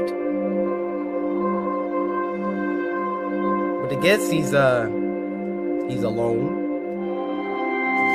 Ew? Is that what he sees in the mirror? Oh, he's wearing a mask. What are you doing? Ah! Ah! Oh my gosh! Oh my. What the freak are we watching?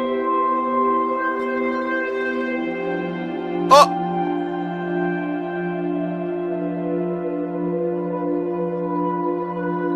How did you get up like that, my boy? What are y'all sending me?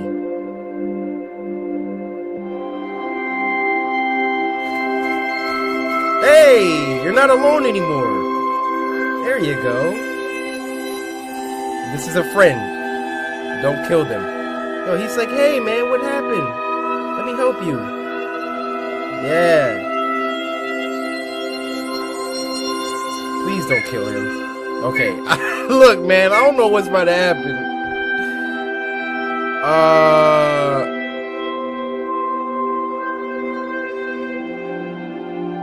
Is that a dead cat?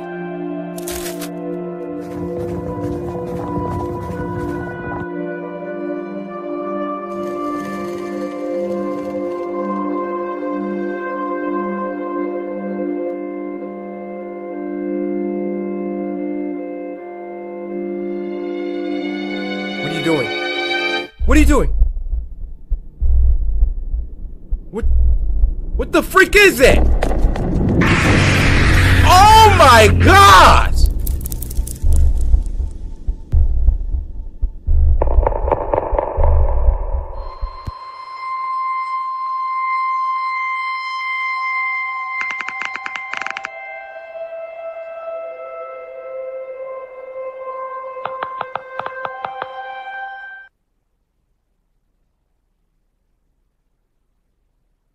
This next one is called CoryxKenshin MP4, and this was uploaded by Baddington. Obviously, from the title of this video, CoryxKenshin, look down in the description. Baddington said this video he made was inspired by me. So immediately I'm gonna need y'all to go over to Baddington and subscribe and like this video. Baddington, you're a legend, man. I don't know what we about to watch, but thank you for making this. And this was sent to us by Molly on Twitter, who said, yo, this is a special one for you. In 1948, Japan was still recovering from the bombing of World War II. A squadron of Japanese troops were on a mission in Nagasaki when the troops noticed a building. Whoa, okay. All right, so some soldiers found some toys in a little building, and one of the toys was brand new. They didn't know who left these toys because the toxic levels in the area were too high. Squadron said they felt a sense of dread around this toy, and they called it Akuma no Bushi, the Devil's Samurai. Oh, I don't like that. I don't like that. So it has supernatural properties that cause anyone around it to commit seppuku. These next clips are from 30 years ago within that facility.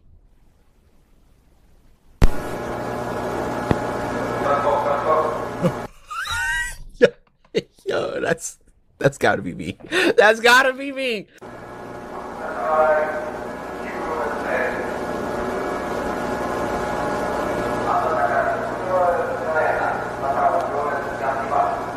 Uh-oh.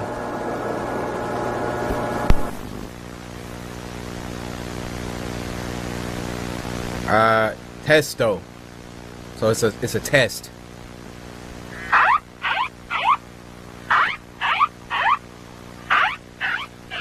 Hey, listen. Oh, okay. So it didn't do anything. Another test. This reminds me of Pizzeria Simulator. Y'all remember that one? Hold up, roll a little clip, Cory. You are not to return. Begin audio prompt in 3, 2, 1. Yo, I miss playing FNAF games. When the next one coming out?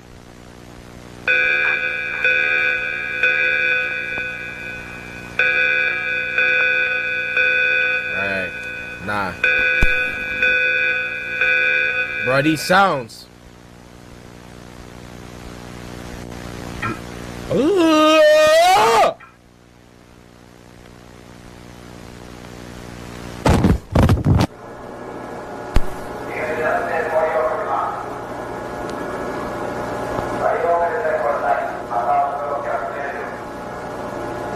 Bruh, imagine being one of the people getting sent into the room.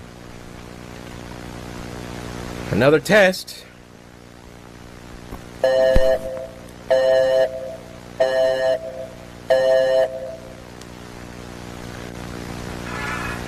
Bruh, leave this thing alone. What did that headband say? It says killer.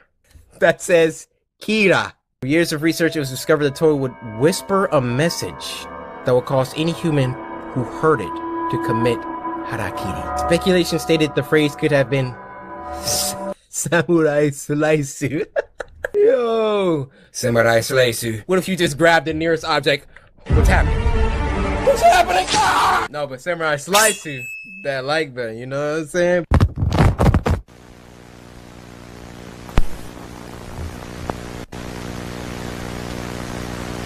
Another test.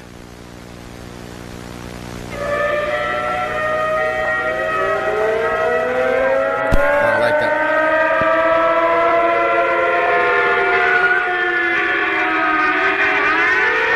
I don't like this. My skin is crawling right now.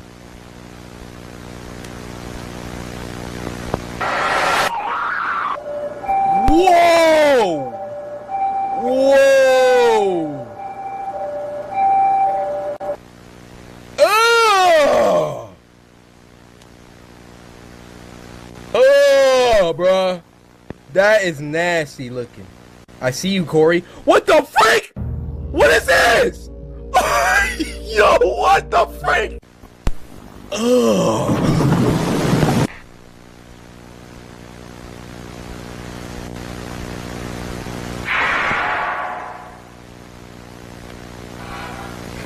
Bruh, chill!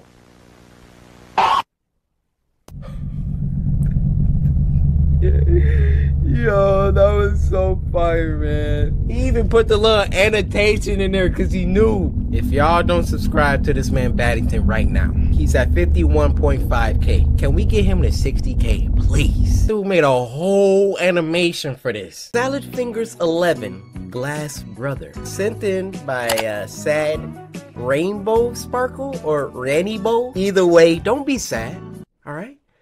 You made it on the show. Apparently Salad Fingers is some creepy guy or whatever, I don't know. Strap in and we gonna learn about this man together.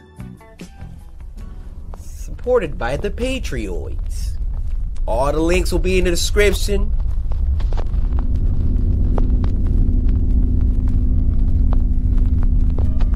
Rainbow Sparkle, what did you send me? What is this?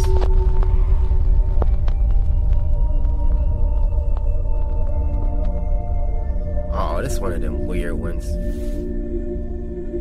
Well, hello, Mr. Fingers. There you are. I've got a collection of little buggers who've been waiting to see you. I thought I told you to get a haircut, Marjorie Stewart Baxter. Excuse me? When you disobey me, this is what it comes. I think we about to cut this one. Y'all bunch of freaking weirdos. This is what you will be up to in your spare time, Rainbow Sparkle? My man eating the dog hair off. This is what it comes to.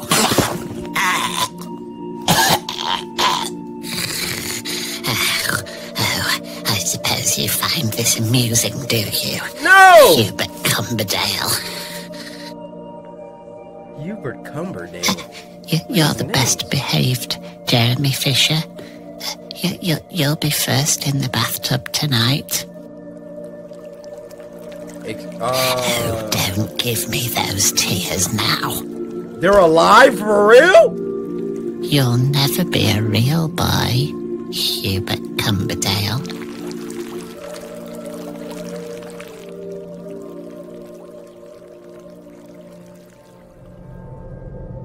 Y'all really be sending them, huh?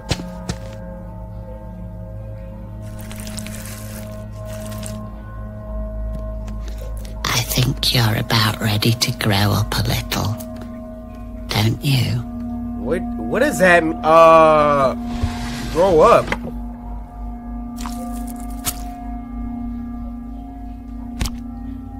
What is that? Oh my gosh. I hope y'all don't barf watching this. Cause I'm gonna be alright. I'm gonna be alright. What is he craft? What? Is that human skin? Wow, who's that little dazzling dreamboat? What's your number? Sugar cheeks, thunder thighs. Oh! Ladies and gentlemen, sugar cheeks. A new, improved Hubert Cumberdale. The real boy. What's up with his nipples? Oh!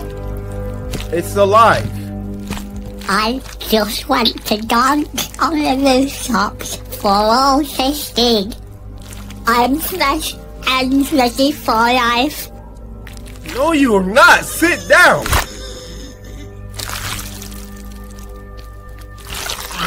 Oh. I'm a big boy now. Bruh. They grow up so fast, don't they?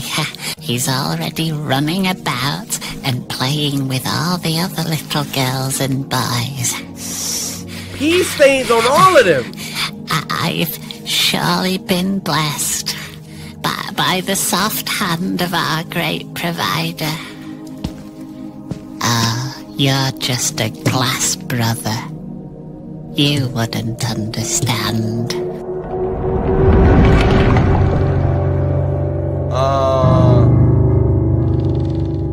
Who is that? You're a stupid boy. Yes, Mother. I am a stupid boy. I'm sorry, Mother. Fetch me a bowl of porridge. Yes. Glass Mother. Porridge? Well, how is she existing in the shadow realm of the mirror?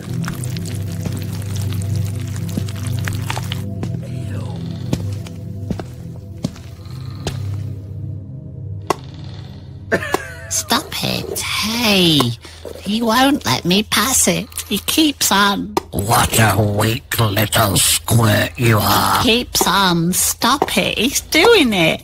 Look at him. Come on, weakly bones. Pass Mother the porridge. I think you want her to starve. I'd rather starve than sit here and watch this pathetic display. You'll forever just be a lonely reflection. It's not fair. I've been in here for too long. I want to come home now. Those khaki spider fingers aren't going anywhere. Andrew hands. What a horrible thing to say. I don't know. Maybe we shouldn't have started on 11. Maybe that's part of the problem. Don't worry. New, improved Hubert Cumberdale. The real boy. I know of another entrance. Why is Glass Brother so mean, Mr. Fingers? He was raised under the beast's son. Wait, alright. Morning, wet legs. Thought you'd slip in the back door, did you? Oh.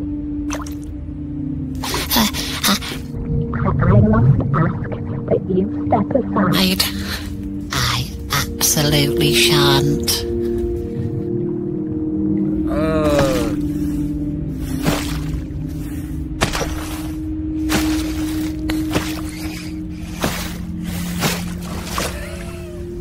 Puddle meddling is punishable by a stern rasping. Rasp. Rasp, rasp. Rasp. Stop rasping. You're making me uncomfortable. Don't worry, Mr. Fingers. I'll clean it up.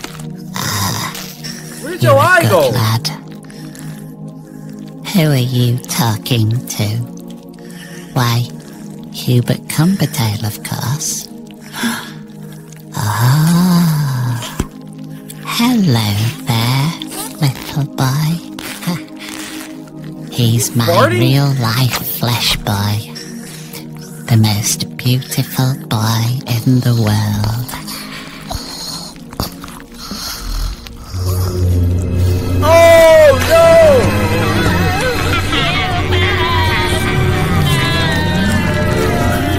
He'll make a good broom, lad. Stick him in the coal shed. Oh, no! Dang. Straight abducted him.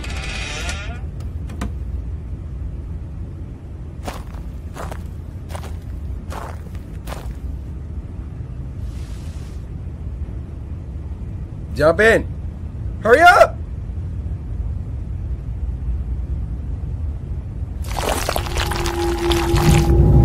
I'm in, bud. Hello. What brings you here? You know why I'm here. I don't think you ought to have stolen my little flesh boy.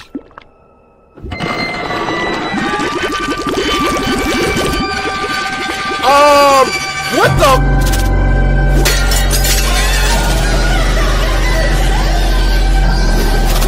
Oh, I'm out. Oh my gosh.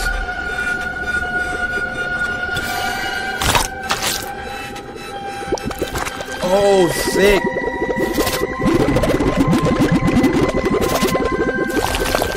Bye. Clean it up. Dude, clean it up so they can't come.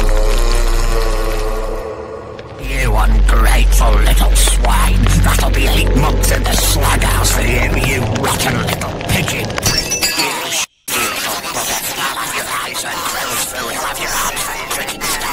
Get body! Bye! Bye! Bye! Oh, you're actually just making it work. Oh! Don't use your fist.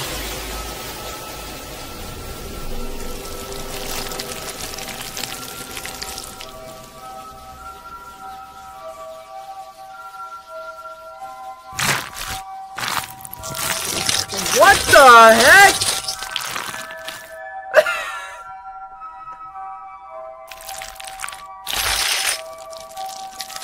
Yeah, we're never watching this again.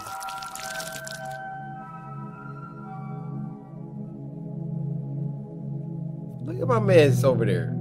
Slumped. You little sod's worth of spittle. You dirty little minge splinter. Get your ass from my chest. Get your hose out of the dirt. Born, I'll scatter the bits of your brother. You little bugger. I'll have your eyes for crow's food. I'll have your arms for cricket stumps. Can't shut up, filth. Just wait until your father gets... She was letting him have it. I gotta censor that. Y'all are some weirdos. Alright, you guys, that's gonna conclude this week's episode of Spooky Scary Sunday. We definitely had a weird, very disturbing array of animations that we perused today. I'ma just say y'all are some weirdos. Alright, your freaking salad fingers submission. But if you want a chance for your video to be included in next week's episode, go to Twitter at CoryxKenshin first, alright? Hashtag Spooky Scary Sunday, and then leave a link to your story. Now before you go, I heard of this urban legend. Alright, very serious, very scary. Okay. The entire story is there's a man in the woods. The last one is called Emoji Head, and it was uploaded by our friends over at Crypt TV. Sup, Crypt? This was sent to us by Matthew. He said it's a little inappropriate, but scary. I appreciate you sending this in, Matthew. Let's get it. Oh, he on Tinder, huh? Ooh. What's her name? Sophina? Sophina? Sunset art hands. What an idiot. Your eyes are so beautiful. Look at this sloppy. We got a term for guys like him. I ain't gonna say it or nothing, but I think y'all know. Vape pen, man bun. Yeah, you know. Ladies, let me talk to my guys for a second. Guys, you ever text a girl and she said you look cute or whatever, and then your immediate response to that is, y'all saw it here first. Y'all want to get on Twitter? Y'all trying to get on Twitter? Y'all trying to get on it's not Twitch. Y'all trying to get on Tinder? Act all crazy? See what's gonna happen to you. Dude was trying to Netflix and chill. Went and got himself Netflix and killed.